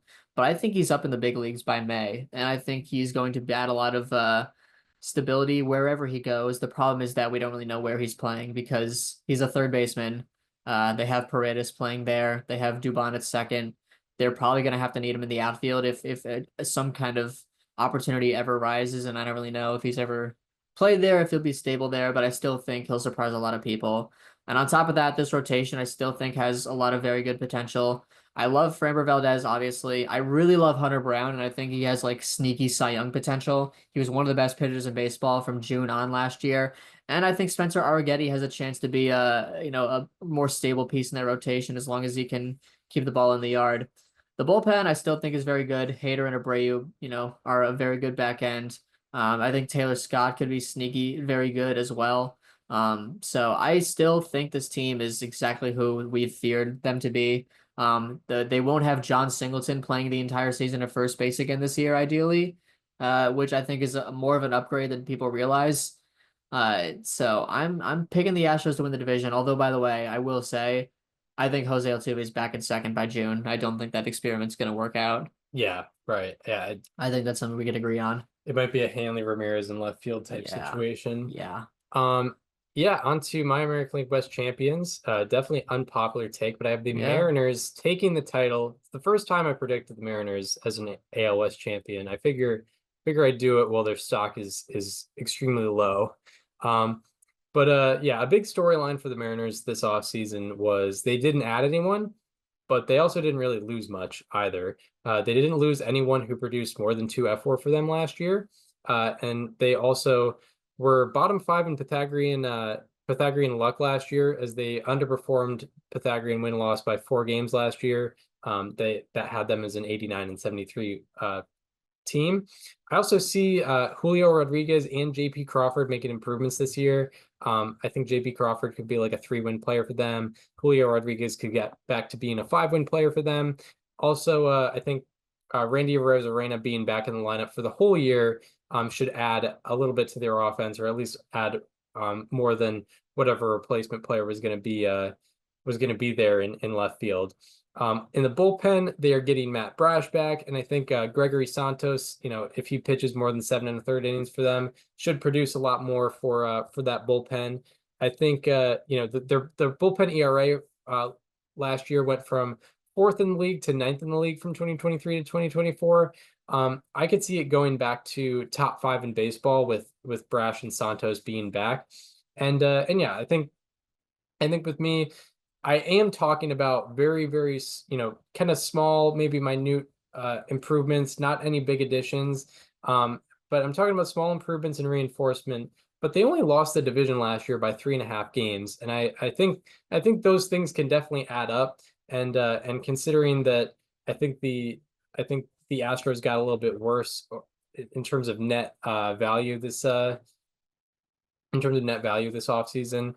I think just those improvements can add up, and that can result in the Mariners taking the division for the first time in a very long time. Yeah. First time in 2001. Yeah, first time since the Astros have been in the division, that's for sure. Well, yeah. So yeah, I have the Mariners taking the division. But yeah, now we move on to the National League East, where I will start by talking about my last place team. Who would have guessed? It's the Marlins. Yeah. Shout out to us. We both got this right last year with the Marlins. That is true. We were that was not popular. We were a little ahead of the curve. They won the Marlins won 62 games last year with a 61 and 101 Pythagorean win-loss, and they got worse over the offseason. And also based on some of the subtractions they had in the middle of last season, they no longer have Jazz Chisholm, Jesus Luzardo, Tanner Scott, Luis Ariz, or Jake Berger. Basically anyone who was making them win games, they lost. Also, no one in their lineup is projected to have a weighted runs created plus of at least 105. And they only have one starter projected for an ERA under 4. So, Fangraphs projections doesn't think any hitter in that lineup will be 5% above league average, and I think most of them will be much below average. And then they don't have any starter outside of Sandy Alcantara being better than average either. So yeah, I think the Marlins realistically could compete for the worst record in baseball this year. I don't really have any reasons for optimism with the Marlins. They're obviously in a very deep rebuild. So yeah, we'll see what happens this year for them. Who do you have in last place? I also have the Marlins. Yeah, I mean, what am I even supposed to say? Like I said earlier when I talked about this team and what I am excited for, I am excited to find out what their identity is and who their guys are. Same thing like the White Sox. This might be a hot take, and it definitely contradicts a thing that was said in the bold predictions draft. I actually think Sandy Alcantara stays on the team the entire year. The Marlins have a grievance coming from the MLB PA for their lack of spending. And Sandy Alcantara is the only person that has guaranteed money on this team. He's making $17 million for each of the next 2 seasons, along with Cal Quantrill making 3.5 this year, but who cares? And from what I've heard, it sounds like next year this grievance is actually going to be a genuine concern of theirs. So I have a feeling that they're going to need to find a way to keep some kind of money on the roster so that they don't get in trouble with the PA. Basically, what I'm saying is the Marlins are one of the teams that collects revenue sharing money from the rest of the league. And essentially what that means is there are small market teams that are in a small way funded by big market teams. That's a real thing that happens in baseball. So if you are if you're the Red Sox and you're dishing out money to the Rays and the Pirates and the Marlins and all these teams, you expect them to use it and not pocket it. But that's what the Marlins have done. They have a projected $70 million payroll this year. And it sounds like there was a grievance coming from the league. And there are punishments that include the loss of revenue sharing money. And I do believe the Marlins are actually going to take this seriously and keep Sandy Alcantara for that reason, because if you trade Sandy, you're trading most of the money that you already have, which is obviously enough to get you in this situation. Uh, anyway, that being said, that's really most of my actual analysis of the Marlins. I have them in last. I think Chris explained why, from a baseball perspective, we have them there. Yeah, it's there's not too much to say on them. On to fourth place, where I have the Washington Nationals, and although I have them in the same place as last year, I see a lot of positive development with this team. They were a 71 win team last year, and I expect that to be higher. It's just, for me, the top three in that division are kind of far and away better than the bottom two. So with the Nationals, I see Dylan Cruz as one of the top Rookie of the Year candidates. And I think James Wood is just generally a breakout candidate for 2025 based on some of the underlying stuff that we saw last year. I think he could easily win a Silver Slugger this year, if things kind of go not even completely right, but just a little bit better in the right direction, like lowering the ground ball rate a little bit, pulling the ball a little bit more. He could really make some waves. I also see Mackenzie Gore and DJ Hers, despite him starting in the minors this year. I see both of them making larger impacts this year. I think DJ Hers, it looks like a little bit of a service time manipulation type thing. Yeah. I could see him, throwing 110 innings this year and being a quality pitcher. He showed the ability to strike a lot of batters out last year. I also see Nathaniel Lowe being a pretty positive addition for them. However, for me, as I mentioned, the top three NL East teams are a little too good for the Nationals to catch them this year, in my opinion. But I think the Nationals, I think we'll see, just like last year, we will see the Nationals move in the right direction. I think they've been kind of progressing since 2022.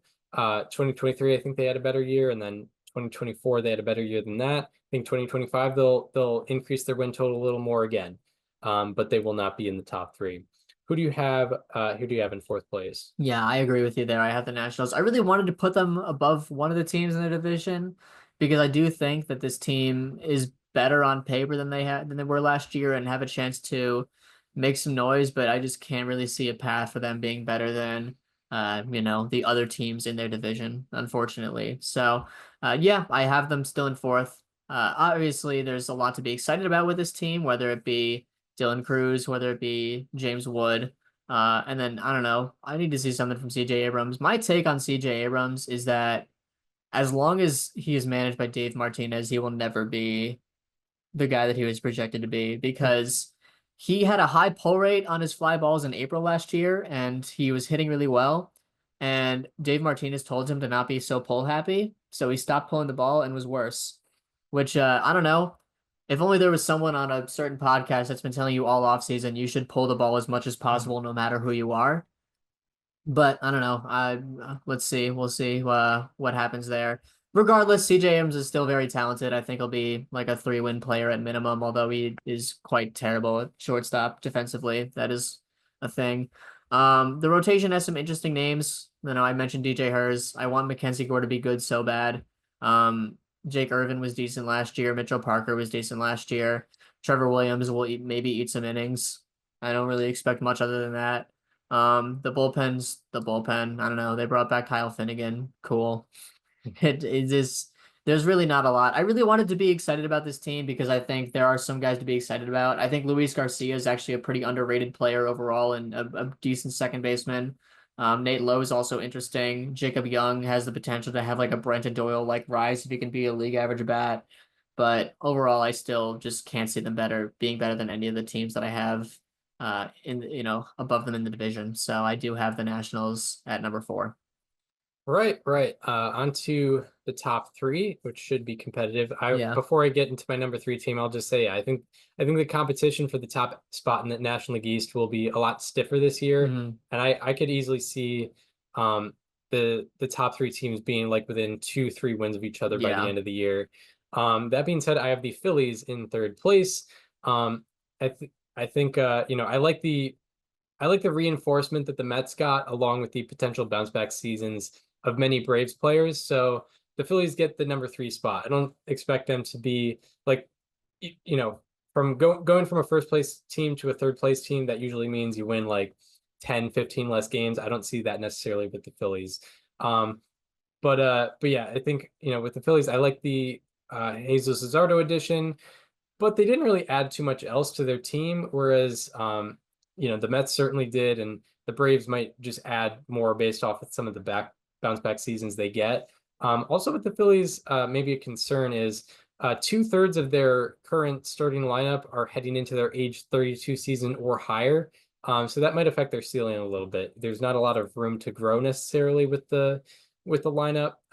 Everyone kind of is who they are, or they might regress a little bit based on their age. So that is something to look out for. They have a lot of guys like on the back ends of their contracts with like Schwarber, Castellanos, Real Muto, guys who maybe were more productive a little while ago. Except Schwarber was really good last year, but Castellanos and Real Muto are not the same as they used to be. But yeah, so I have the Phillies in third. I see them making a push for this division, but I have them in third. Who do you have in third place? This is probably the boldest take so far that we've agreed on. I also have the Phillies. Yeah, I mean, everything you said, I pretty much agree with. I love the rotation. It's very fun and has the potential to be easily the best in baseball, although the rotation still, I think, has some question marks. A take that I have on this year is that I actually do think that Orion Kerkering is the closer by the end of the year.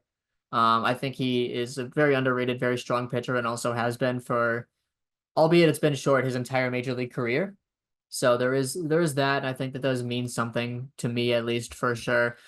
This lineup is getting older, right? I mean, how many, like, Schwarber is 32, Turner's 31, Harper's 32, Castellanos is 33, Kepler's 32, Real Muto's 34.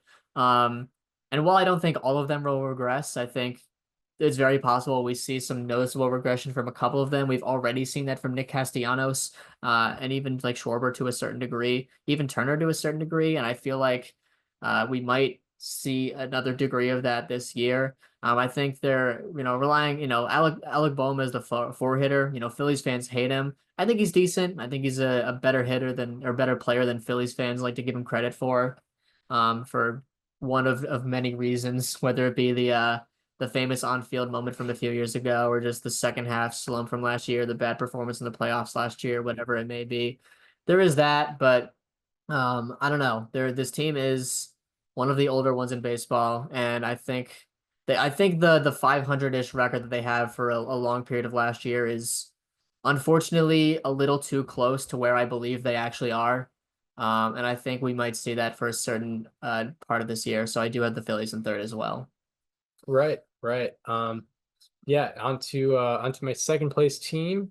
And I have the Atlanta Braves in second place. And this is kind of AR history, because this is the first time in six predictions episodes I don't have the Braves winning the division. Wow.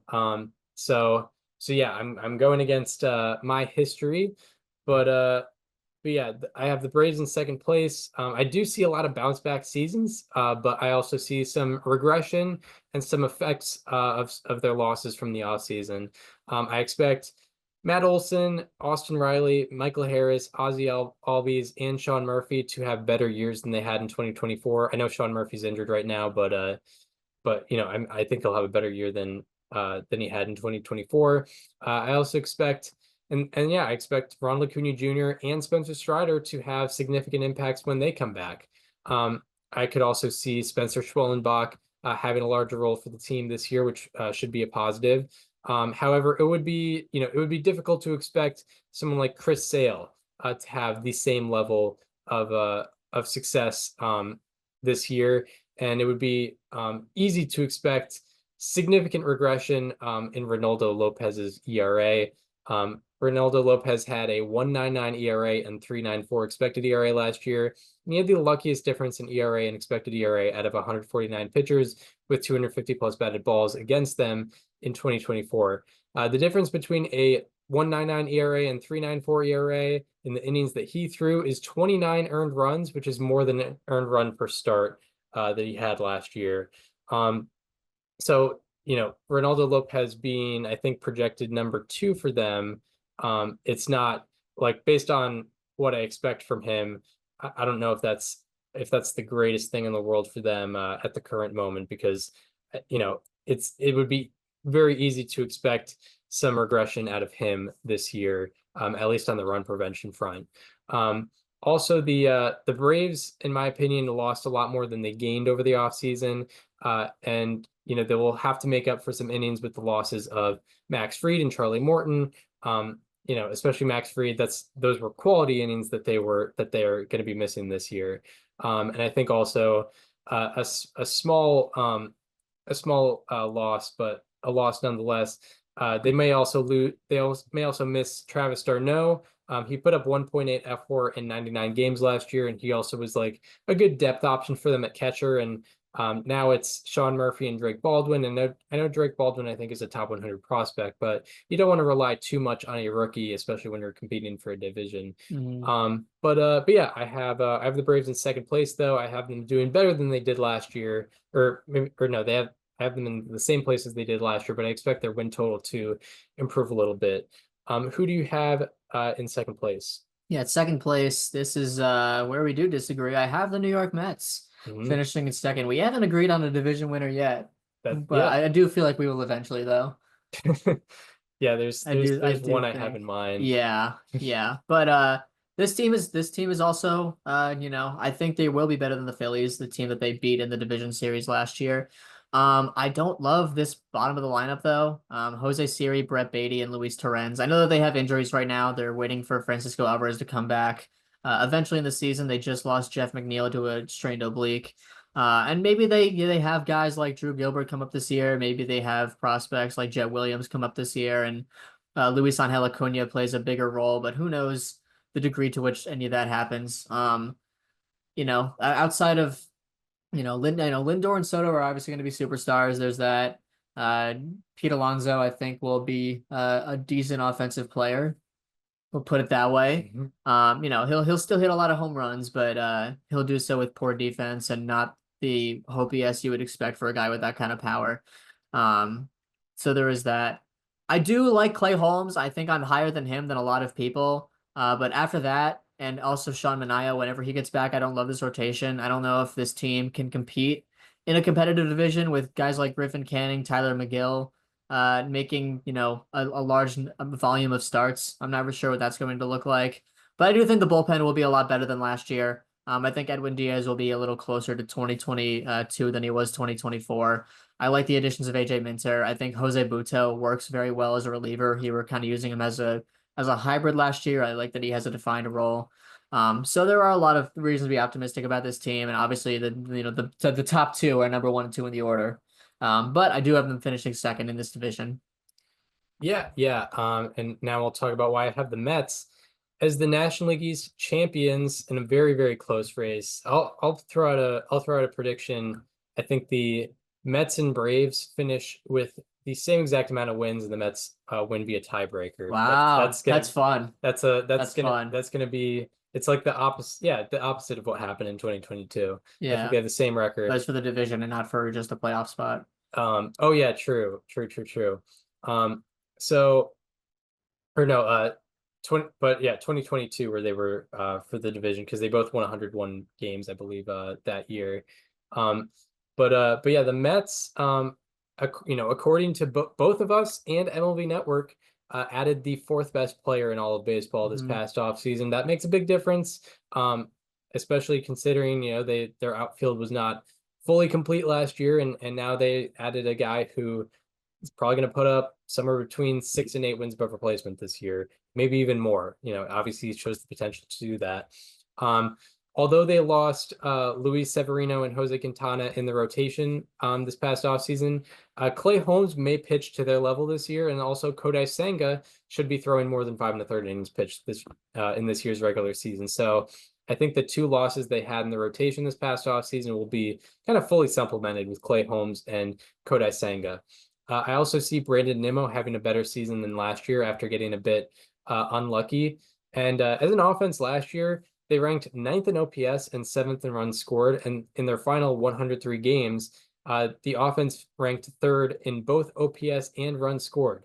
Not to mention they added a top 3 hitter in baseball. So they have the potential to be one of the best offenses in baseball with the addition of Juan Soto, along with the rest of the rest of the lineup being there. Maybe it's a little bit top heavy, but still it could produce a really good overall product where they could be top 5, top 3 offense in baseball this year. So yeah, I like what the Mets have to offer this year, and I have them as the National League East champions. Now tell me why you have the Braves as the National League East champions. Yeah, so I really like the Atlanta Braves this year to win it. I think we're gonna see a lot of offensive resurgence from guys like Austin Riley, guys like Matt Olson, Michael Harris the second, even Ozzie Albies. I think there's a lot.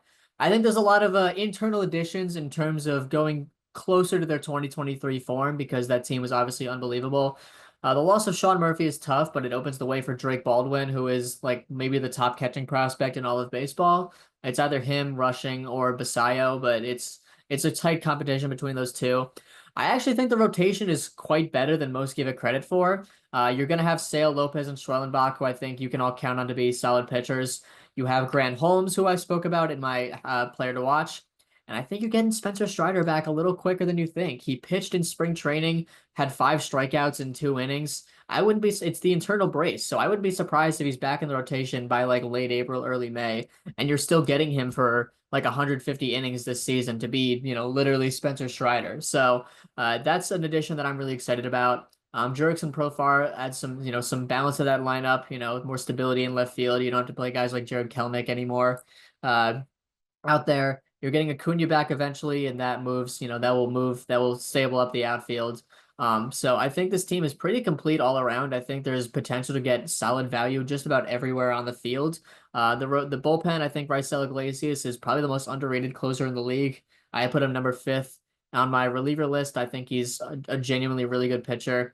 I think Aaron Bummer and Pierce Johnson have the chance to be solid F4 guys, solid FIP guys. So I think this team is actually really good all around, and I think there's a lot of increases in value to be seen within the staples, the Rileys, the Olsons, the Harrises. So Yeah. I have the Braves winning this division. Yeah. No, it's surely going to be competitive. And yeah, I think there's a lot to be excited about with the Braves. And actually, I originally had the Braves as my National League East champions, but there were a couple things I saw changed it last second. On to the National League Central. Who is your last place NL Central This team? might be a bold take, but I'm going with the team that had a relatively unproductive offseason, and which can be said about a couple teams in this division, but notably uneventful was the St. Louis Cardinals. And I have them finishing last in this division, which is a bit crazy, I guess, because there are some names in here, right? Like I think Mason Wynn can be a 3.5 to 4 win player, and I think is probably the biggest shining light in this organization right now, if we're being honest, in terms of future value.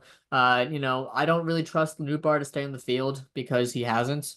I don't really see Jordan Walker taking that step forward. They have a lot of potential for like Brenton Doyle types with Victor Scott and Michael Ciani, but I just don't really think we're going to see it out of either of them this year. I think Wilson Contreras could be out the door this year, but I don't really know. Nolan Arenado is, I think, going to continue to decline like he has in the past. And this rotation outside of Sonny Gray is very meh, which is kind of what we've been seeing out of the Cardinals. But I mean, the depth is even more concerning because, okay, right now you have Sonny Gray, Eric Fetty, Miles Michaelis, Andre Palante, Steven Matz. After that, like, what is it? I know Quinn Matthews is a good prospect, but I don't think we're going to see him anytime particularly soon. Same thing with Tink Hence even. There's really not much outside of the major names that I think we're going to see immediately if a guy goes down. I think it's guys like Roddery Munoz. I think it's guys like Zach Thompson if he comes back from his injury. I don't really love that rotation. The bullpen outside of Ryan Helsley is also very meh. There's not a single guy in there that I feel confident in any given situation to get through an inning, although I'm sure my mind can be changed on that. I don't love the bench depth either outside of Nolan Gorman. I don't think you're going to see too much offensively, at least out of Pedro Pajes, Lucan Baker, or Jose Fermin. So I do think that this is going to be a bit of a rough one for the Cardinals, and I have them finishing last in this division. Yeah. I also have the Cardinals in last place. for a lot of the reasons you said, and also they won 83 games last year, but they had the best Pythagorean luck of any team last year. They outperformed the Pythagorean by 7 games. Their Pythagoreans had them at 76 and 86. So yeah, they won a lot of one-run games, just a lot of close games that, lots of, if a certain thing maybe didn't go their way, could have easily lost. And yeah, as I mentioned before, there's a lot of regression with teams who usually get lucky on Pythagorean win-loss, typically. And yeah, they didn't really add anyone very significant last year. They also lost a couple pitchers, even if they weren't the most productive pitchers, they ate some innings for you, like Lance Lynn, Kyle Gibson. They at least, were able to be there and produce to some level and save the bullpen a little bit. Now they don't have them, and yeah, there isn't really anyone who had a super down year last year that I expect to have a bounce back year. And I don't think there's anyone, any real top prospects that are supposed to come up and really make an impact for them. So they don't really have it. There's no signs of them progressing this year. So I have them regressing to last place in 2025. Who do you have in fourth place? Yeah, at fourth place, I feel like we might agree on this one as well. I have the Pittsburgh Pirates finishing in fourth, and it sucks because there's so much to be excited about this team, but unfortunately, there's not much around it. Obviously, the story of this team is the rotation, led by Paul Skeens. Unfortunately, Jared Jones went down the other day with elbow discomfort, which is like the worst thing that you could possibly hear. You have at left, it's Mitch Keller, who's a decent pitcher, but then it's Andrew Heaney, Bailey Falter, and Carmen Mlazinski.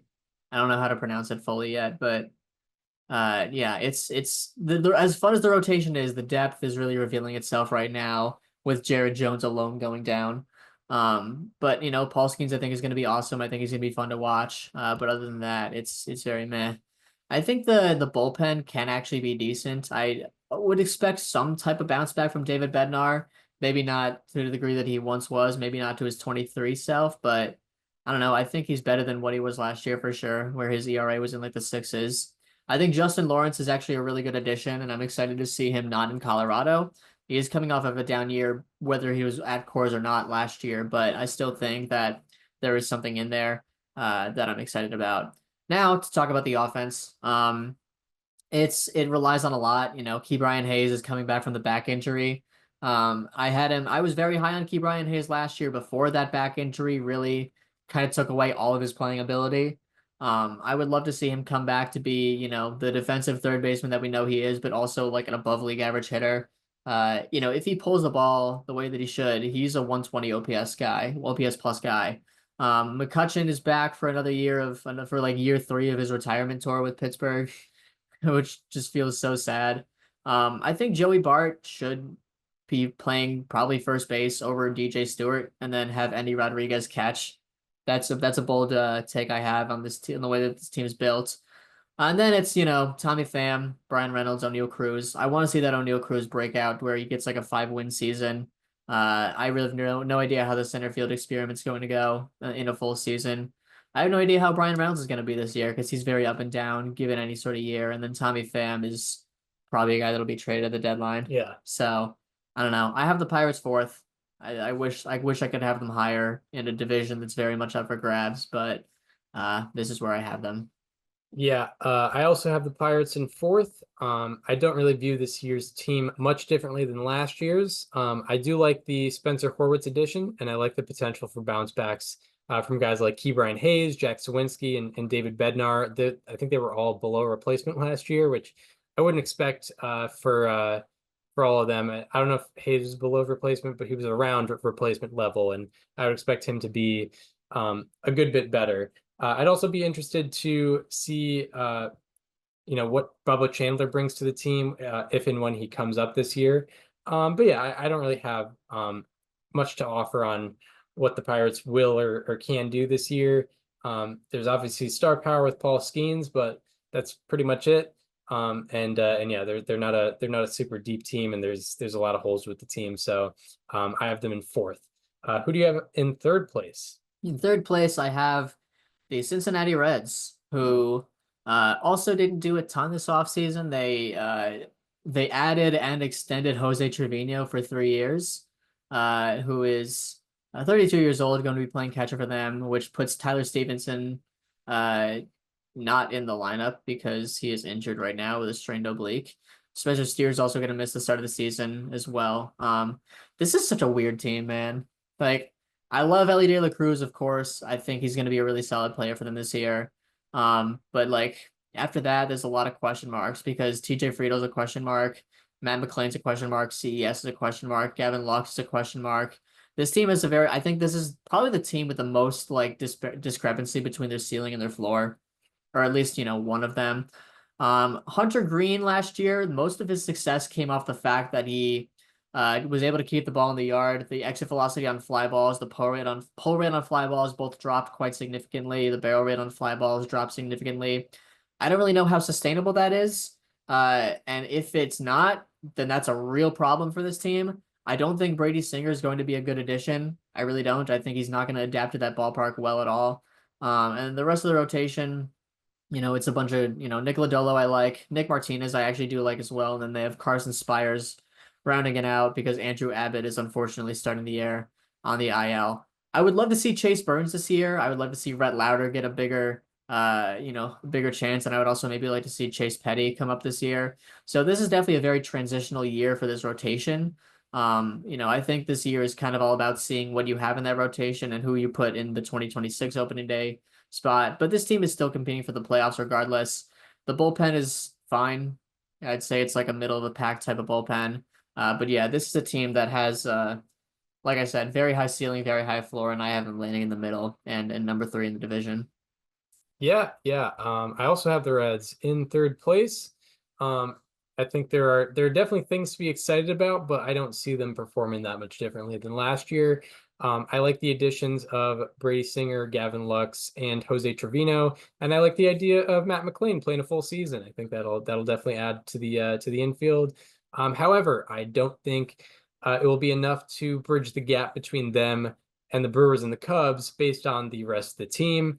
Also, talking about a little bit of luck factors with the Reds. The Reds had the 6th lowest BABIP against with runners in scoring position last year, and the 5th luckiest difference in batting average and expected batting average with runners in scoring position as a pitching staff. They also had the 7th luckiest difference with runners in scoring position as hitters. So yeah, that contributed a little bit to any success they had last year, and also I don't see them as that much of a different team. They don't have they don't have many guys like coming up, or they didn't really have any they didn't have like a net positive off season necessarily. So I kind of see them in the same spot as last year. Who do you have in second place? In second place, I have the Milwaukee Brewers, the reigning division champions. There's a lot to like on this team, most notably a full year of Jackson Chourio and, fingers crossed, a full year of Christian Yelich, who had pretty clearly his best season last year since 2019. So it is nice to know that he is, capable of coming back and not being, just a guy that you block in for a bunch of ground balls and not much else. The rotation, like I said last year, is just very weird. I like Freddie Peralta, and I like that Brandon Woodruff is probably going to be back at some point. After that, I have really no idea what to expect from guys like Cortez, Savali, Tyler Alexander. I like the Quintana deal. I think he's going to be a pretty stable piece for them. Underrated, Jose Quintana is now Cincinnati away from completing the NL Central. He's played for the Cubs, the Pirates, the Cardinals, and now the Brewers. Yeah. So I need to see him on the Reds at some point. I love this bullpen, and I think there are so many names in this bullpen that have a real chance to be awesome. Unfortunately, Nick Mears is down just with an illness, nothing serious. So, but they have Abner Uribe, who I like. They have Trevor McGill, who they expect to be the closer this year. This is a team that could have a really fun bullpen that could probably make them go over the hump. But I want to see a breakout from Garrett Mitchell this year. I want to see Rhys Hoskins. I don't even want to say I want to see him pull the ball more, because he pulls the ball and hits it in the air a lot. I just want to see the results actually come with that. I want to see what we have out of Joey Ortiz, Sal Frelick, Bryce Terang. Like, are these guys, can they be consistent league average bats with their solid defense? This is a very weird team, but I have them finishing second. Yeah, they're definitely interesting. And yeah, it looks like we're gonna have the same. Finally. We're gonna have the same exact standings, not only same division winner, but same standings. Because I have the Brewers in second place. Additions and subtractions aside, I don't think they will be able to sustain what they did last year. They had the highest BABIP with runners in scoring position and the fourth lowest BABIP against with runners in scoring position. They also had the second luckiest difference in batting average and expected batting average with runners in scoring position as hitters in 2024, and the third luckiest difference in batting average against and expected batting average against as pitchers. Some of that has to do with them having the highest average sprint speed in baseball and the third highest outs above average on defense, but I would still expect some regression in those numbers. Maybe not top 5 in both, but top 10 in both. That still you would expect some regression in terms of their run production and their run allowance last year. Also, the loss of Willy Adames should have a significant effect. He had the second most F4 on the team last year, and the Brewers didn't really do anything in the offseason to supplement that subtraction. Fangraphs has I think Joey Ortiz as their projected shortstop, so that fills in a role at shortstop, but now they have, I think, someone who hasn't played much Major League Baseball at third base. That being said, I do think that Jackson Chorio and William Contreras, could be MVP candidates this year, legitimately. And also the return of Brendan Woodruff should add a lot to the rotation. It just won't be enough, in my eyes, for the Brewers to three-peat as division champions. And on to your National League Central champions, the Cubs. The Cubs, yeah. I mean, it goes without saying the addition of Kyle Tucker, I think, is really going to be massive for this team because I think the things that they were missing was that hitter, like the feared hitter in that lineup, the guy that people were trying to work around. The people that were getting thrown better pitches to try to get those guys out, right? Like I think Seiya Suzuki, I think Ian Happ, the guys hitting ahead of Tucker in that lineup, are going to get better pitches to hit this year because pitchers aren't going to want to face Kyle Tucker. I think it's going to have an impact on them. I'm banking on a big season from Pete Crow Armstrong this year. I think a 5-win season is possible. I think he lands between 3 to 4. The defense is stellar. The base running is stellar. I just need him to be even like a slightly below league average bat over a full season. Even if he puts up like a 90 weighted runs created plus in, a qualifying number of plate appearances, I think that's minimum 3 wins, probably 3.5. So there's a lot to be excited about there. Nico Horner is going to be a stable part of that offense again. I think Michael Busch takes a marginal step up. I think we can see him with like a qualifying season and, a 115 weighted runs created plus, something like that. Matt Shaw, I think, is going to take some time to get comfortable. The stance is a bit weird, and I don't see him pulling the ball a lot this year. Which he didn't pull it a lot in the minors. He had a 34% opposite field rate in AAA last year, albeit not in a huge sample size, but regardless, I think that's going to continue in the major leagues, and it's going to take away some of his abilities, but I think it's something that he could kind of gain back as the season goes on. Dansby's obviously, a great defender. He's going to be one of the top defenders in the league. In the rotation, I really like Justin Steele. I think he's going to be a solid pitcher and probably their best pitcher this year. Imanaga, I think will be decent. I think the strikeout to walk rate will be there, but the home runs will be a bit of a problem. I'm expecting a solid year out of Matthew Boyd and then something decent out of guys like Jameson Taillon, Colin Ray, and who knows what they have coming up from the farm system this year. They have the depth pieces like Jordan Wicks. They have Javier Assad, who unfortunately is injured right now, but hopefully it isn't too much. But on top of that, you have Caleb Killian, who might play a role this year. You have Cody Poteet, who they got from the Yankees, that might play a role this year. There's some pretty decent depth in that rotation that I think could play some valuable roles. And then I think the bullpen is actually a lot better than people would give it credit for. They have a legit closer in Ryan Helsley, and I think you can get some kind of value out of guys like Porter Hodge, Julian Merriweather, Ben Brown, Caleb Thelbar, Nate Pearson. Like I think there's a lot of value to be had in small sample sizes when you give those guys reliever innings. So I do think the Cubs are a really solid team, and I fell for this last year, but I'm doing it again. I'm putting them number 1 in the NL Central. Yeah, I also fell for this last year and was also wrong, but I have the Cubs as the first place team in the National League Central for 2025. Although they're not perfect, I think this is the most complete team in the National League Central. The only significant subtractions from last year were Cody Bellinger and Mike Tauchman, and they are being replaced by Kyle Tucker and Pete Crow Armstrong, who are, in my opinion, much better, and they will join Ian Happ to make, I think, one of the best outfields in baseball. I think you're looking at least 3-win seasons from both Pete Crow Armstrong and Ian Happ, and at least a 5-win season from Kyle Tucker. And then to go along with that, they also didn't lose anyone from the rotation, and they added Matthew Boyd. So, they look to have a pretty effective rotation. Each of the top 3 in the rotation last year had ERAs below 3.3 and FIPS below 4. So I expect some sustainability within that rotation with Steele especially, and then Imanaga, Tyon, and then I think the addition of Matthew Boyd should be pretty productive as well. Yeah. And also the Cubs underperformed their Pythagorean win-loss by 5 games last year. Pythagorean had them at, I believe, 88 and 74. So they were probably a little bit better than their record indicated.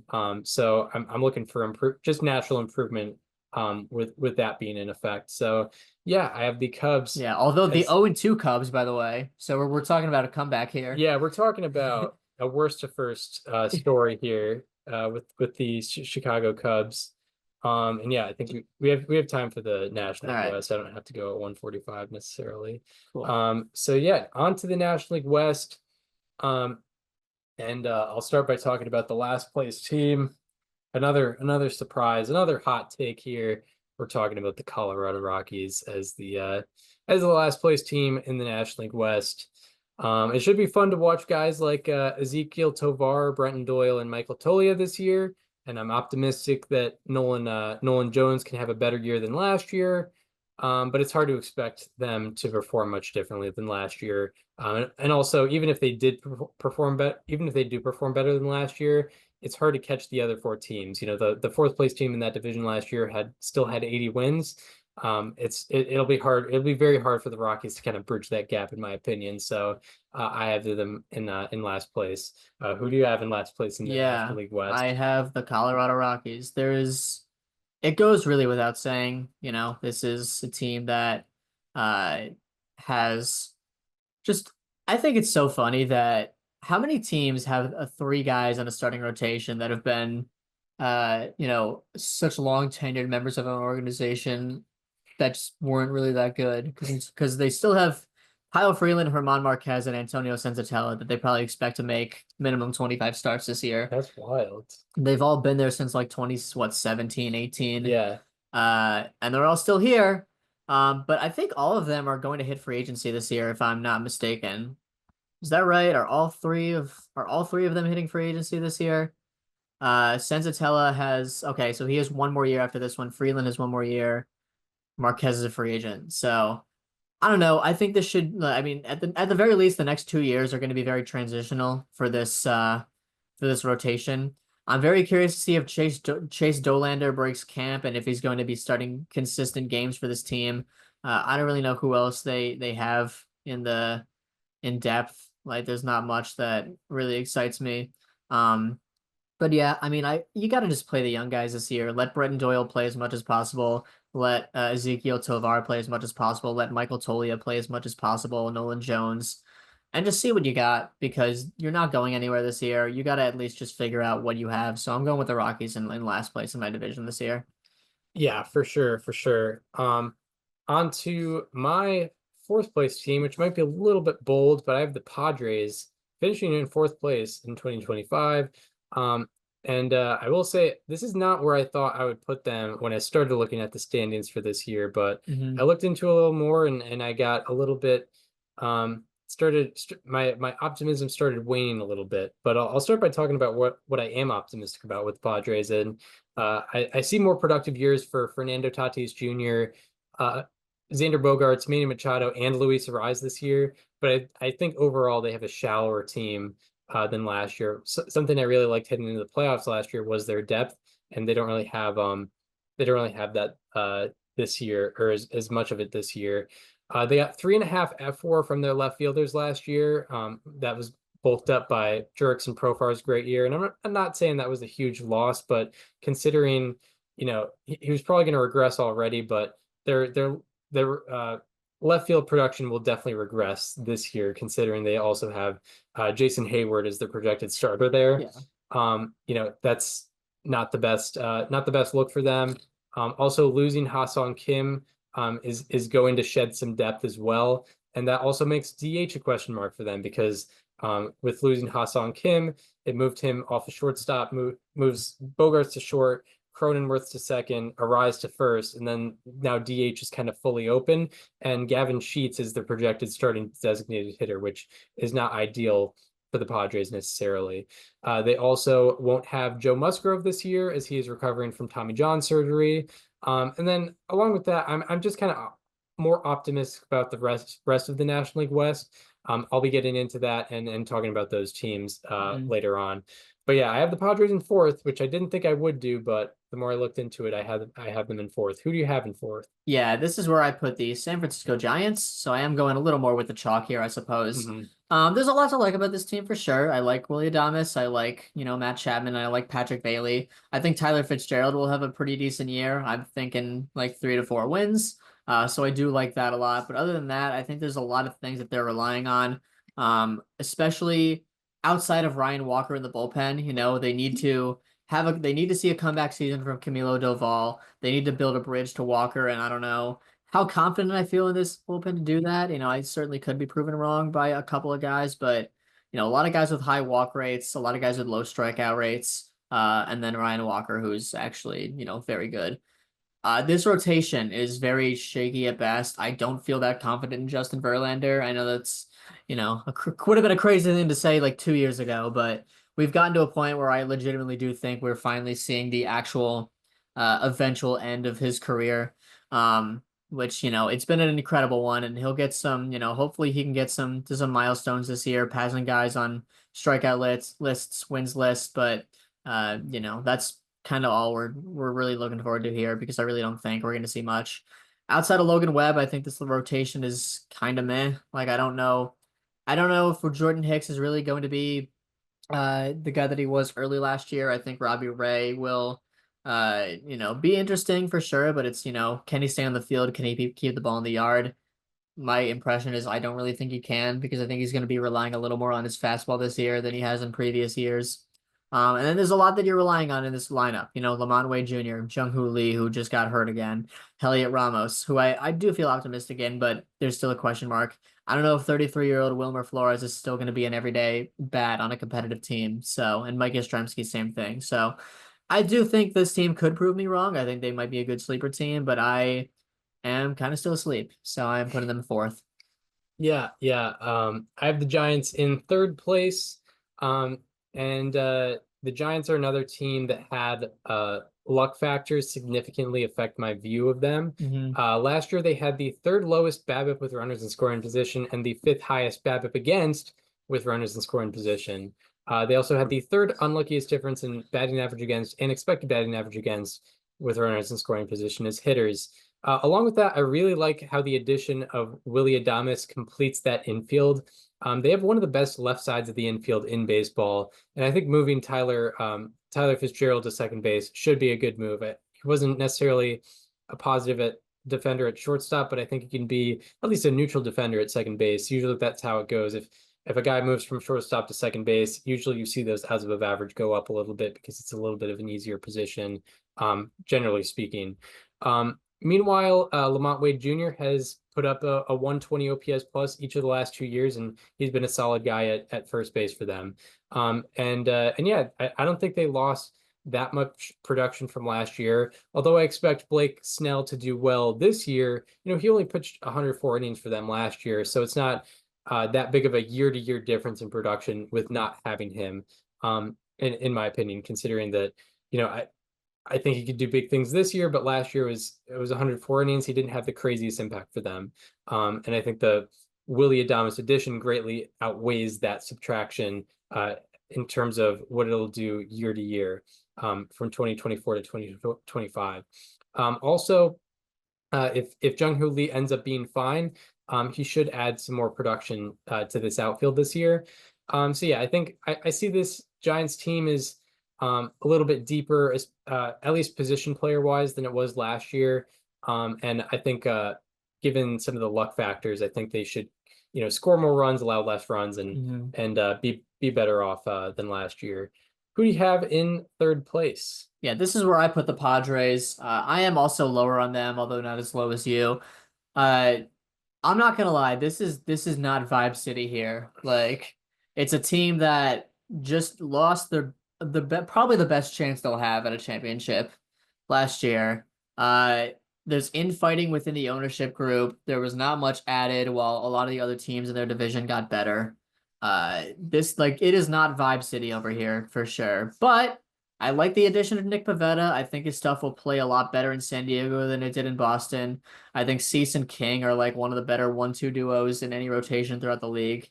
Obviously, don't look beyond that in the rotation though, please. The bullpen I actually think has a chance to be really, really good. With Robert Suarez, Jason Adam, and Jeremiah Estrada at the back end. I think there's a lot of really good stuff. You add in Adrian Morejon, who I think has a lot of potential, but has had potential for a lot of years. Oh boy, this lineup. Yeah, what am I even supposed to think? There's a lot of really good and a lot of really bad. Luis Arias is projected to be their leadoff hitter. I hope he has a decent enough on-base percentage because that's really all I can say there. I do expect a better year out of Tatis, like you mentioned. I expect a better year out of Manny Machado. He's going to be fully healthy this year. He's playing third base. He's not going to be DHing, and I think he adds much more value to this team when he's at third base, and we can expect to see that in the full year.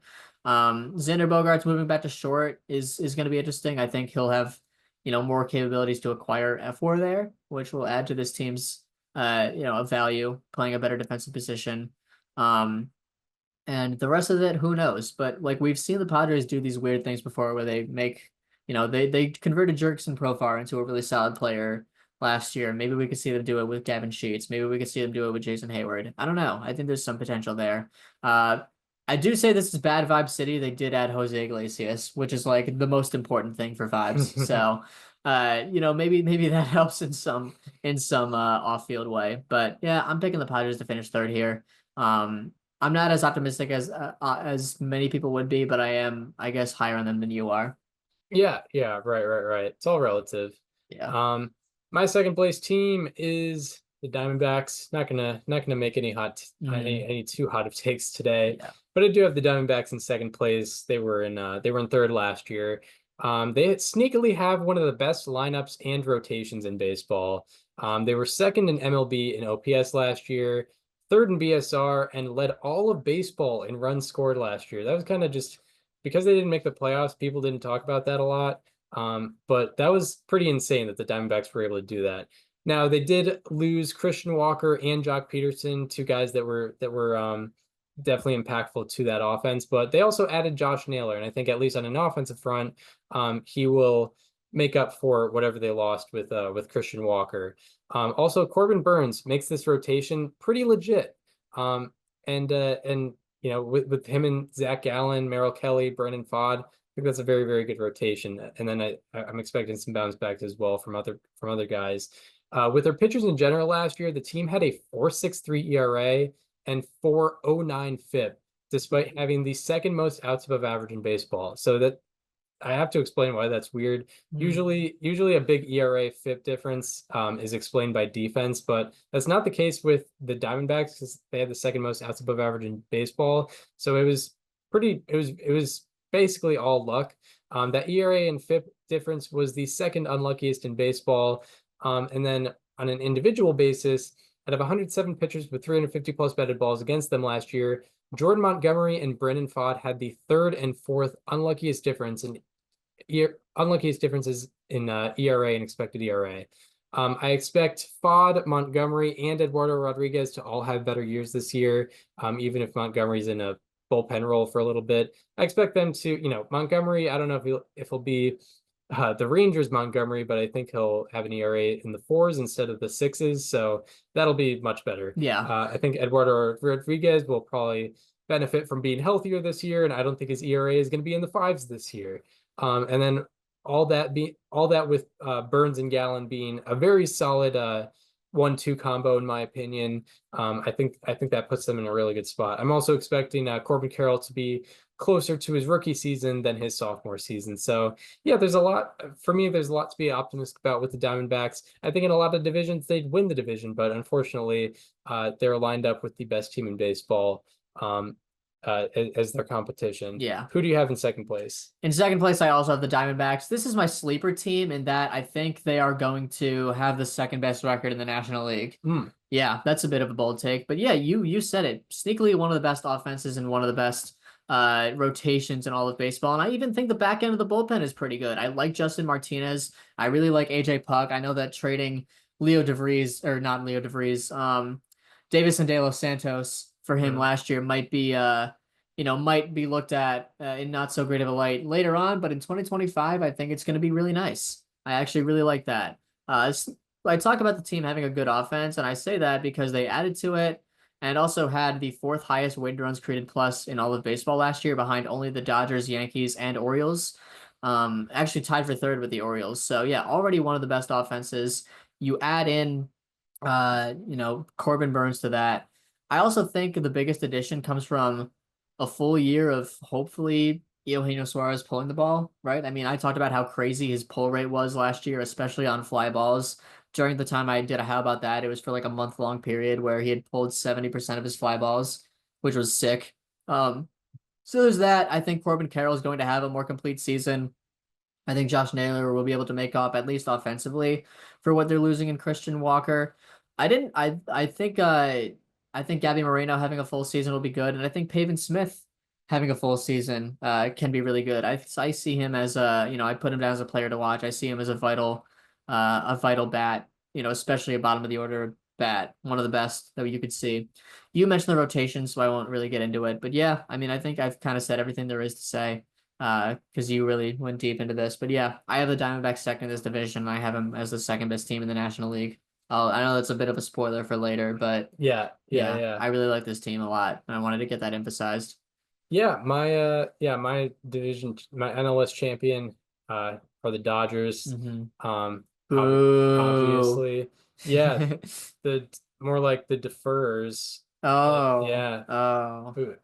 They're the only team in Major League Baseball that's allowed to do that. That's true. But yeah, they had the best record in baseball and won the World Series last year.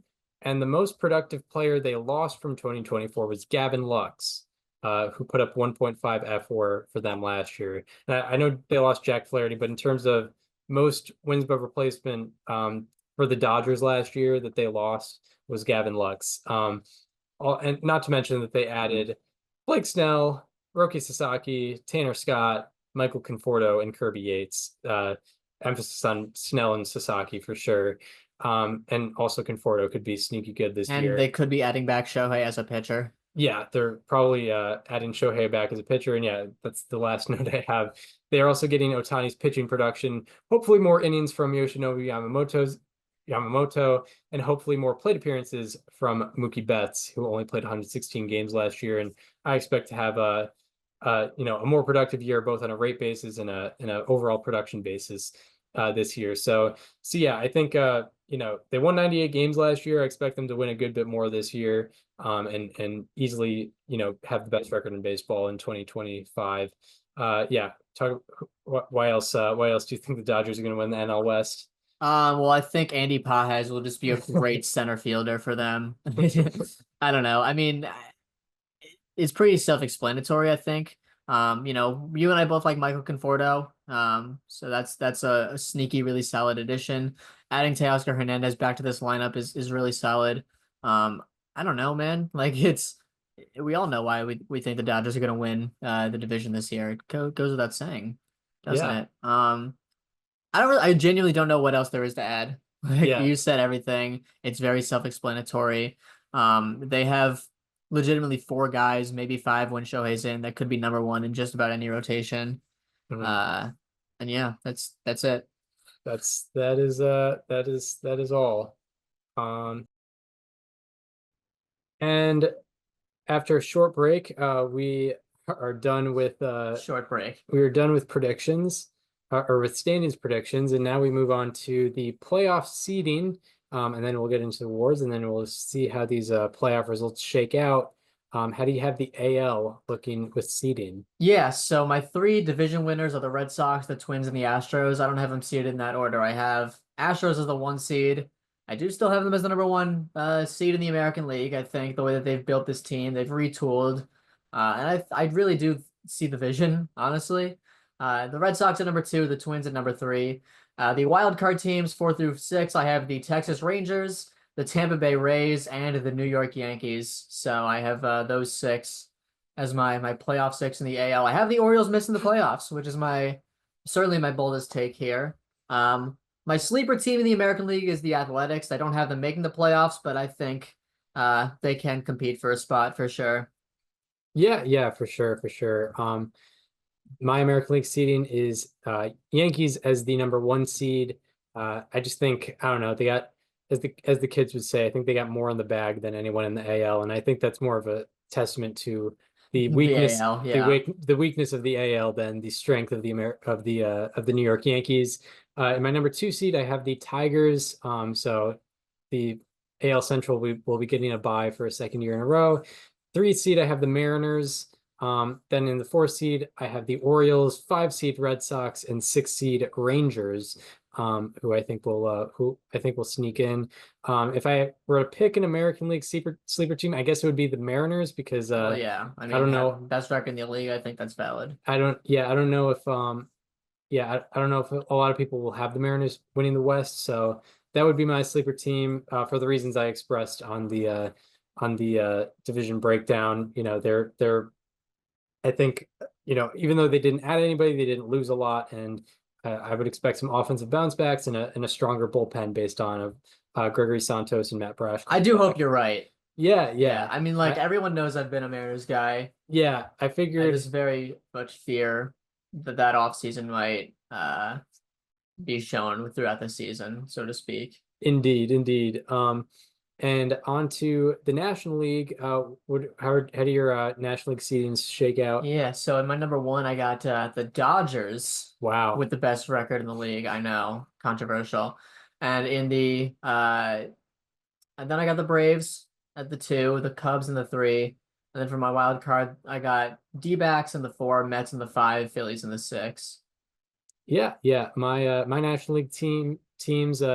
I got Dodgers in the 1 spot, Mets in the 2 spot, Cubs in the 3 seed. I got Diamondbacks taking the 4 seed, Braves taking the 5, and Phillies taking the 6. We're pretty much exactly alike on that one, other than Braves and Mets. Yeah, right.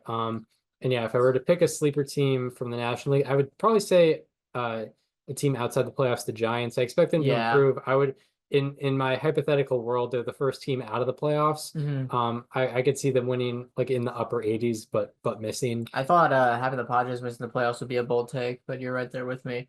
My sleeper team would be the Diamondbacks, in that I have them finishing with the second best record in the National League. Yeah. I honestly, and I'm not trying to steal your take, but I would agree with that. I think I like, based on what I've seen and the fact that they won 89 games and are probably getting some bounce back years out of some guys, that is really enticing.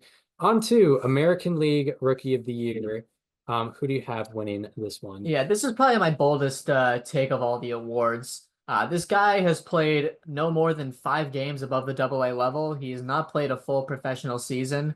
He was drafted last year, so this is definitely it would definitely be a big jump for him to not only play enough major league time to win AL Rookie of the Year, but actually do it. I'm talking about Cam Smith from the Houston Astros. I don't know. I think it's very Astros to trade a superstar player and get an immediate Rookie of the Year in return. That just feels very much like something that would happen to them. But narratives aside, I like Cam Smith. Maybe there's a little bit of bias in this because I got to watch him play literally a full Cape League season for the Hyannis Harbor Hawks, in which he slashed 347, 406, 575 for a 981 OPS. He was one of the best hitters in the league. He was the only guy that played every single game that season. But he also played 32 minor league games last year, had a 1004 OPS, 4 home runs, 5 doubles, 7 triples, and 2 stolen bases. Had a solid walk rate. Overall, a 11.2% walk rate in the minors, 17.9% strikeout rate. And also in Double A, only 5 games played, but he had a 122 weighted runs created plus, and he's obviously crushed spring training so far for the Astros. I don't even think he's going to make the opening day roster. I think, and even finding a spot for him to play is going to be a challenge. But I think once he gets there, he's going to figure it out. It'll be like a 2019 Yordan Alvarez situation where we have a guy come up in like May and just set the world on fire for the entire year. So I have Cam Smith as my rookie of the year. Yeah. My American League Rookie of the Year, he was a much bigger deal a few years ago, but maybe he's gotten a little bit lost in the shuffle among prospects, and I definitely get why. But I was kind of impressed with some of the numbers he put up at both the minor and major league level last year, and he's eligible for Rookie of the Year this year. I'm talking about Kumar Rocker of the Texas Rangers. In 36 2/3 innings pitched in the minors last year, he put up a 1.96 ERA, 1.89 FIP, and 36% strikeout minus walk rate. He also did fairly solid in the majors with a 3.68 FIP and 11 2/3 innings pitched, and I think he can do well over a full season. And I think also if he is on a playoff team, his efforts would be recognized a little bit more, and I have the Rangers sneaking in. So yeah, I got Kumar Rocker, you got Cam Smith. Who is your National League Rookie of the Year? Yeah, this guy I think would be the favorite if Roki Sasaki wasn't eligible for this award. I honestly don't think he should be, but that's an entirely different conversation. I'm talking about Dylan Cruz from the Washington Nationals. I was really impressed with the numbers that he put up last year, and I really wanted to put him on my top 5 right fielders list, but there's just unfortunately too many right fielders to really justify it. But he hit a lot of balls to center field last year, and that's why his expected numbers are better than his regular numbers, but that means he pulled the ball a lot. 35% of his fly balls last year were pulled as a 22-year-old. I love to see that, obviously. He was hitting the ball hard. He had an average exit velocity of 89 miles per hour, hard hit rate of 44.7%, a squared up rate and a bat speed that were both above average, and the squared up rate more specifically at 30%, which is awesome.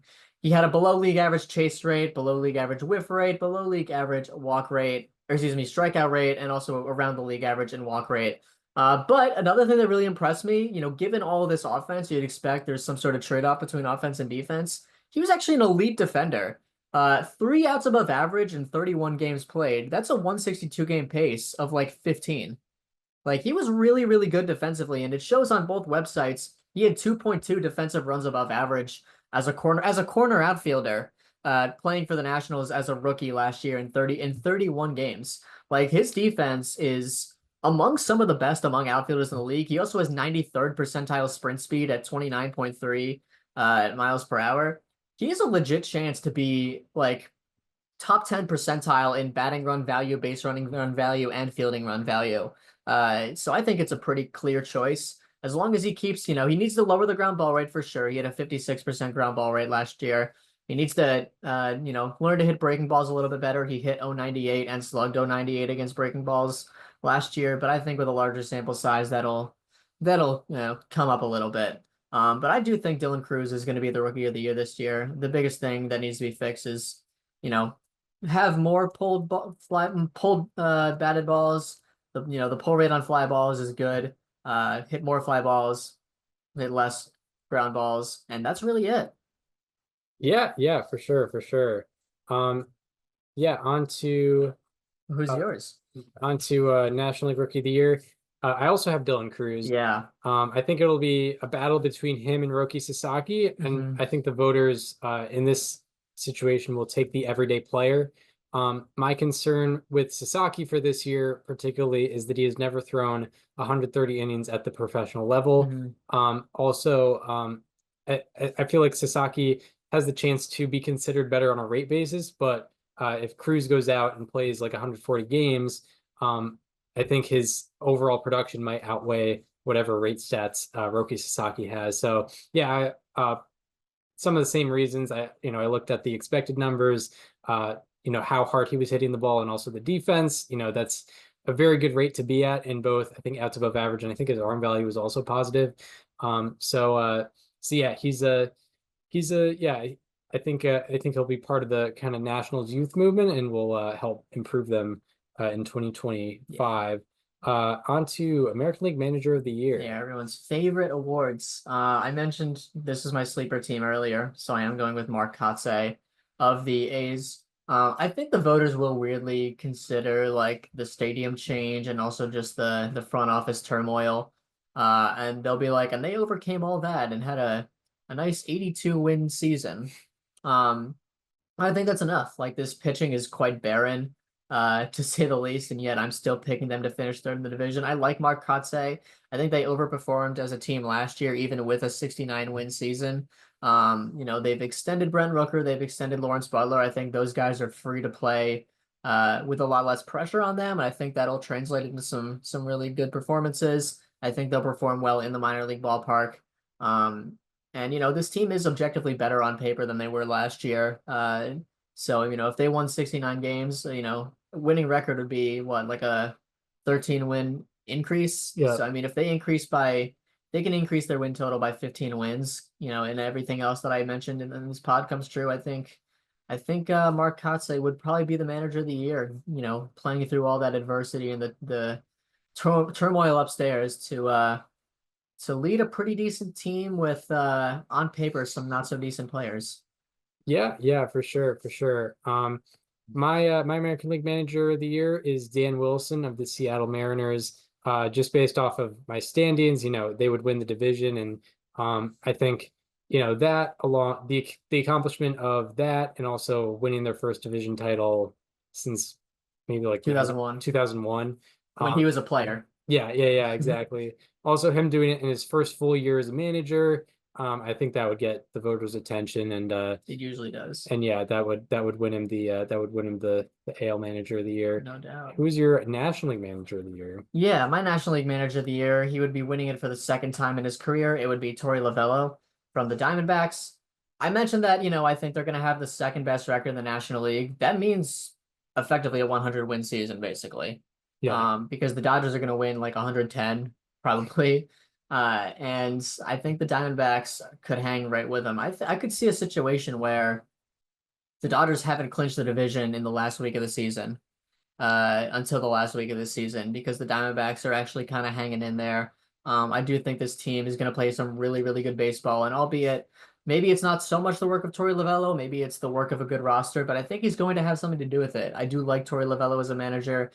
He's managed this team through two different, like completely different cores of competitive players, competitive teams. And I think it was obviously a very rough 2024. They missed the playoffs even though they won enough games to qualify, because of the tiebreaker rule. A few years ago he would have played in a tiebreaker game to get to the playoffs, but he was not afforded that opportunity. So I think Torey Lovullo will win NL Manager of the Year, for just the performance of hanging with the Dodgers and only being worse than them in the National League. Yeah, I also have Torey Lovullo as the National League Manager of the Year. Because I have them as a playoff team. I think they'll win mid to upper 90s game, amount of games this year, and that would obviously be an improvement. And yeah, I don't have any crazy sleeper teams. Like I don't have. I would have picked the Giants manager Bob Melvin, but I don't have them making the playoffs, so I have Torey Lovullo going in. Who is your American League Cy Young winner? Yeah, admittedly, both Cy Youngs are kind of chalk picks, which are kind of boring, but there's obviously good reason for them, and I'm going with Garrett Crochet from the Red Sox as my AL Cy Young. He was going to be the Cy Young last year, if the White Sox didn't limit his innings for trade value reasons. Like he literally was the best pitcher in the American League at the All-Star break. He had the highest F4. He, had the unreal strikeout rate. And I think the fact that he's going to be able to do that over the course of a full season should result in a Cy Young. I think that's a likely outcome if you just throw him into a 180 inning season, which is what we're expecting out of him.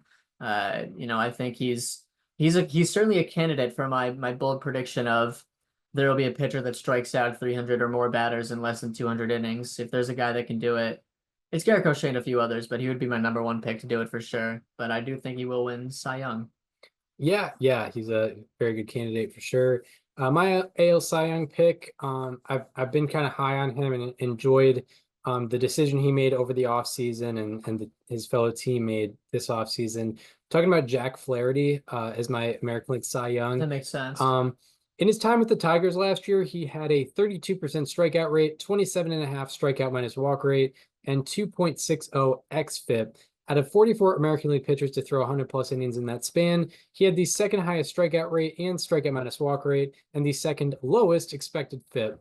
Out of 95 overall pitchers to throw 1,500 plus pitches in that span, he also had the second highest called strike and whiff rate. So yeah, I'm you know, obviously his home runs would have to go down in order for this to happen, and I think there's a possibility. He does pitch at Comerica Park, and the Tigers have already improved him in the strikeout and walk aspect, and maybe they can help out with the home run aspect as well. So and for the last 5 years, a Cy Young winner has gone on the free agent market the year after. So that's a great point. So yeah, I'll give Jack Flaherty the nod for this year to be that guy. Who do you have as National League Cy Young? Yeah, this is definitely the chalk pick. I'm taking Paul Skeens, obviously. From May 11th on last year, the day he made his major league debut, he trailed only Chris Sale in FWAR, and he led the league in ERA. And I think he's going to be, and like Garrett Crochet, his innings were limited late in the season just to keep him healthy. The Pirates weren't going anywhere. And I think there'd be less of an interest in limiting his innings. Even if the Pirates are out of it in September, if there's a real chance of him winning Cy Young, that didn't really exist last year. And, he was at least going to get a top 2 rookie of the year finish last year, no matter what, which would have given him the full year of service time. So that was pretty much always going to be a guarantee. And also it's his first full season. I don't think the Pirates want to keep babying him forever. Last year it made sense. This year, I don't think it would. I don't really have the Pirates being competitive this year. I have them 4th in the division and missing the playoffs, but I do think Paul Skeens will still win the Cy Young. You don't need even if you have a Cy Young type pitcher, you don't need you're not ever guaranteed to go to the playoffs. Doesn't really matter. Ask the 2023 Padres, ask the 2023 Yankees, ask what else? There's plenty of teams out there. Cy Young winners from non-playoff teams. 2021 Blue Jays. Yeah, 2021 Blue Jays, you're right. It's plenty. Yeah. Yeah, it's happened plenty of times. So yeah, I have Paul Skeens winning Cy Young. Yeah. My National League Cy Young, it shouldn't come as that much surprise if you've listened to the top 10 starting pitchers list and the top 50. It's a guy I'm particularly high on this year. Wanted to wave the flag of this guy. I'm talking about Yoshinobu Yamamoto. Out of 66 National League pitchers to throw 90 plus innings last year, he ranked 4th in FIP and 6th in strikeout minus walk rate. And out of 81 National League pitchers to throw 1,250 plus pitches last year, Yamamoto also ranked 7th in called strike and whiff rate. Never mind the fact he also had a very good home run rate last year as well. So yeah, he I think if he kind of continues this over a full year and maybe even improves those numbers just ever so slightly, I think he is certainly a candidate to win. Got off to a good start this year as well with a 5-inning, one run performance. And yeah, I'm excited to watch him hopefully over a full set of innings for 2025. On to American League MVP.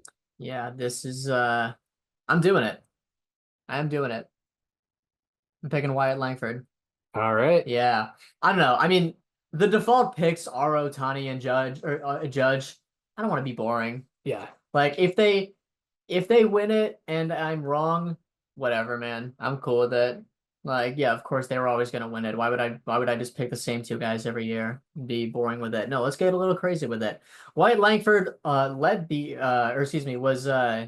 2nd in the American League. No, he tied for the lead in the American League in FWAR from September 1st on last year. He had a 180 OPS plus, was a plus base runner and an average defender.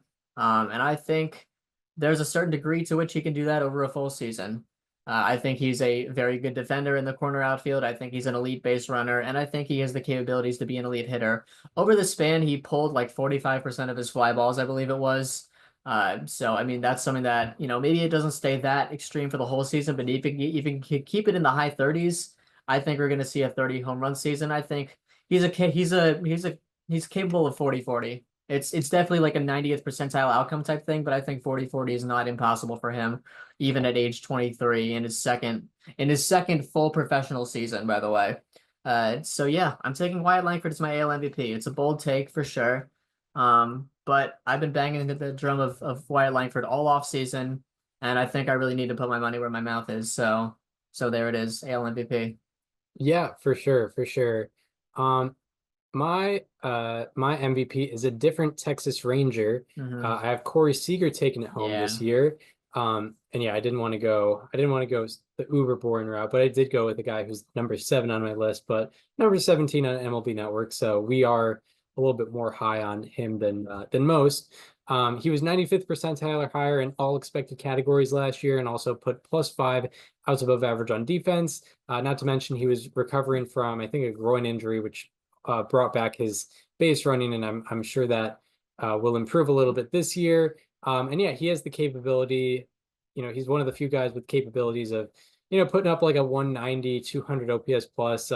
We've already seen a 170 something out of him in the last 2 years. I could definitely see him just put it all together and put up like a 7 or 8 win season and win MVP. So long as Aaron Judge doesn't put up another 11 win season. Yeah. My dark horse would be Cal Raleigh Great. as my I guess less popular pick. On to National League MVP.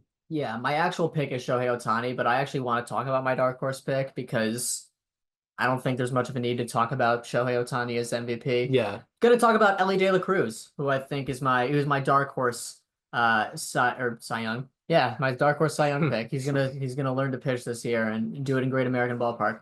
No, my MVP for dark horse is Elly De La Cruz. One of my bold predictions that didn't make the cut in the draft was that I thought he was going to have a 2080 season. I actually do believe that. I think he's very capable of doing it. He stole 67 bases last year, and I think with a higher OBP, which I do believe he's capable of, we could see, more base running opportunities. I think he'll take advantage of those opportunities. And I think he's easily capable of hitting 20 home runs because I believe he did it last year. He plays in one of the most hitter-friendly ballparks in the league. He has enough power to where it doesn't really matter if he pulls it or not, although, of course, it would benefit him to do it more. He plays elite defense. He's one of the best base runners in the league, as I mentioned before. The thing about Elly De La Cruz that we've seen is like he's either the best player in the league or the worst player. It's literally always one or the other. I think if he can kind of just neutralize those slumps and maybe be like a 70 weighted runs created plus bad at his worst in his worst moments, and then like a 200 weighted runs created plus in his best moments, that's an easy route for him to win MVP. He was already a top 10 player in F4 last year, I believe, and I think with shorter and less extreme slumps, he very much has a pathway to actually getting there, especially if he can get to those some unique batting and base running milestones that we haven't seen before. Yeah, for sure, for sure. Yeah, my National League MVP pick is also Shohei Ohtani. Only thing I really have to say is he leads all players in offensive runs above average over the last 2 years, and he also pitches very well, as I talked about in the top 10 players list. My runner-up pick is Jackson Chourio, and my dark horse is O'Neal Cruz. If I were to give 3, because I think O'Neal Cruz, he has that ability in him to really break out. We just haven't seen it quite yet. And I feel like now that he's had a full season under his belt, maybe he is more comfortable out there and could put together a real big season. So yeah, now on to the playoffs. How do you have the wild card rounds? Yeah, so going about? In the AL, I would have the 3-seeded Twins facing the number 6-seeded Yankees. And I would have the 4-seeded Rangers taking on the 5-seeded Rays, a couple of matchups from in the last few years. In the NL, I would have the Cubs facing the Phillies and the D-backs facing the Mets. I would have Yankees over Twins, Rangers over Rays, Phillies over Cubs, and D-backs over Mets. Yeah, in my AL wild card, it would be the 3-seeded Mariners facing the 6-seeded Rangers. I'd have the 4-seeded Orioles hosting the 5-seeded Red Sox. National League wild card, I'd have the 3-seeded Cubs hosting the 6-seeded Phillies, and I'd have the 4-seeded Diamondbacks hosting the 5-seeded Braves. And I have all of road teams winning. Nice. I have Rangers over Mariners, Red Sox over Orioles, Phillies over Cubs, and Braves over Diamondbacks. Now into the LDS. Yeah, so in the LDS, I would have the 1-seeded Astros taking on the 6-seeded New York Yankees. I would have the Rangers versus the Red Sox, the Dodgers facing the Phillies, and the Braves facing the D-backs. And I would have Astros over Yankees for the 5th time. Yeah, for the 5th time, right? 2015, 2017, 2019. Yeah, okay. Yeah.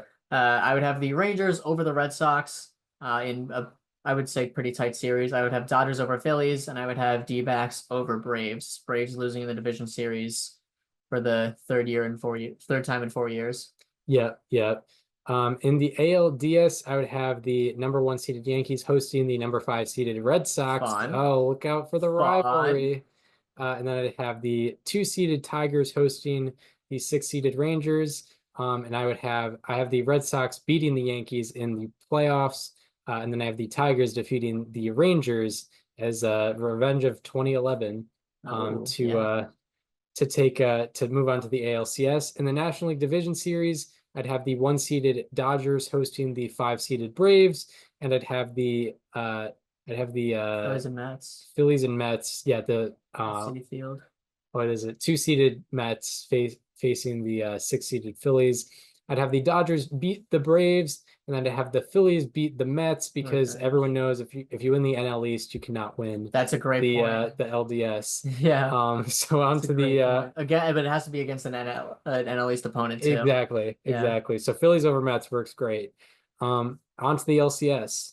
Yeah. So in the LCS, I would have a couple 2023 rematches. I would have the Astros hosting the Rangers, and I would have the Dodgers hosting the Diamondbacks. Ooh. And I got a World Series of Rangers versus Dodgers. Ooh. Yeah. It's bad for your the most recent you're right. The 2 most recent World Series teams. Yeah, that would be terrible for my World Series game getting postponed due to inclement weather prediction, but that is my actual prediction, is that we have the 2023 and 2024 champions facing off. Yep. So yeah, on to my LCSs. I have the 2 seeded Tigers facing the 5 seeded Red Sox, and the 1 seeded Dodgers facing the 6 seeded Phillies. I'd have the Tigers beating the Red Sox, and then I would have the Dodgers beating the Phillies. Wow. So you got an opening day World Series. Yeah. And the flashbacks. Yeah, there would be they'd show it on between each game, like, oh, they met on opening. They met to start the season, and now they're meeting to end the season. On opening day, we saw Tarek Skubal versus Yoshinobu Yamamoto, and now in Game 1 of the World Series, it's Tarek Skubal versus Yoshinobu Yamamoto, even though Jack Flaherty won Cy Young. Yep. So in my World Series, I have the Dodgers over the Rangers in 5 games. We have the first repeat champion since 1998 through 2000. We have the 3rd Dodgers championship of this era. Mookie Betts getting his 4th ring. Freddie Freeman getting his 3rd. Kike Hernandez getting his 3rd. Clayton Kershaw getting his 3rd. Who else? Shohei getting his 2nd. Yeah, right. Max Muncy getting his 3rd. Yeah, exactly. I also have the Dodgers winning the World Series over the Tigers. Yeah, How many games? I'll say 4. Wow, you got the first World Series, another sweep over the Tigers. Yeah, I just don't like the American League in general. Yeah, that's fair. Yeah, Ben Johnson, get it together. Yeah, he'd be rolling in his grave if he saw this team. Yeah, but yeah, so we have the same World Series champion. I would hope my playoffs would be fun until the Your World playoffs Series would be hit. fun, yeah. We would get the worst World Series. Yeah, exactly. In a long time. But yeah, that does it for predictions. Yes, it Fun does. stuff. Our little MLB State of the Union. But yeah, anything more before we wrap this up? No, it's going to be a very fun season. I'm looking forward to it. I'm looking forward to the first players to highlight for How About That and Slightly Alarmings next week. What opening day pitching matchup are you most excited about? Yeah, I'm really, as we talked about earlier, I'm really bummed that we can't watch Garrett Crochet and Jacob deGrom go against each other, because those are maybe the 2 best strikeout pitchers out there. Yeah. But yeah, I don't know if the Dodgers have announced who they have It's going. Yamamoto. It is Yamamoto. Yeah. Yeah, it's Tarek. For me, it would probably be Tarek Skubal versus Yamamoto. Like my number 1 pitcher versus my NL Cy Young pick. And your number 10 pitcher. 10 pitcher, yeah.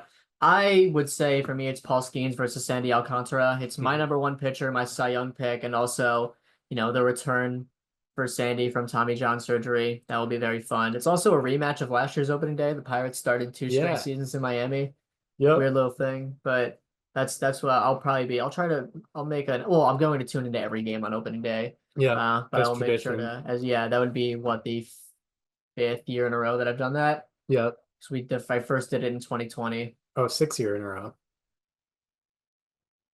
Yeah, you're right. 6 Yeah. year in a row. Wow. Yeah, How'd you go? I haven't missed a single opening day game since 2019. That's pretty nice. That's excellent. Yeah, I mean, I took off work for it Yeah. as per protocol. 2nd year in a row I've done that. I hate that there's no games till 3. That annoys me. Oh yeah, I haven't even looked at, but yeah, that's kind of a bummer. Yeah. Maybe a lot of West Coast games, possibly. I don't know. Well, most of the games are at 4. Yeah. Yeah. Strange. Yeah, there's only 1 game at 3. It's Yankees Brewers. The first pitch of the season will be thrown by Carlos Rodon. Yeah, the first hit will go to Jackson Chourio. Nice. Yeah, for sure. Or like there's just no hits for a while, and it's like Bryce Terang. Yeah, Blake Perkins just pokes one into the outfield in the 4th inning. Yeah. Right. Yeah. Actually, that'd probably be a top of the lineup hit if it's the 4th inning. Yeah. Like top of the 3rd. Yeah. But yeah, that shall do it for this installment of Above Replacement Radio. As we're both live in Charlottesville here. Yes, we are. We hope you enjoyed this one. If you're listening on Apple Podcasts or Spotify and want to watch the conversation as it happens, because there is video, even though it's in person, go to the YouTube channel. It is called Above Replacement Radio. Check out all the guest playlists and whatnot. We've had Mark Simon on 4 times. We recently had Anthony Castrovince on. We've had Matt Brash on of the Seattle Mariners, who's probably going to be returning in about a month or so. We've had Chris Rose, Foolish Bailey, Jeff Passan, Sarah Langs, Mike Petriello, among others. So feel free to check out the guest playlist interviews, or the guest interviews playlist, excuse me. Also follow us on social media. Follow me on Twitter, @Ecos_Gianta. Follow Daniel on both Twitter and Instagram, @Daniel_Curran, and follow the show Instagram, @Above Replacement Radio for all the show needs. We hope you enjoyed this one, and we hope to see you next time, where we will be talking about the first weekend of the Major League Baseball regular season. We will see you then. This conversation is over.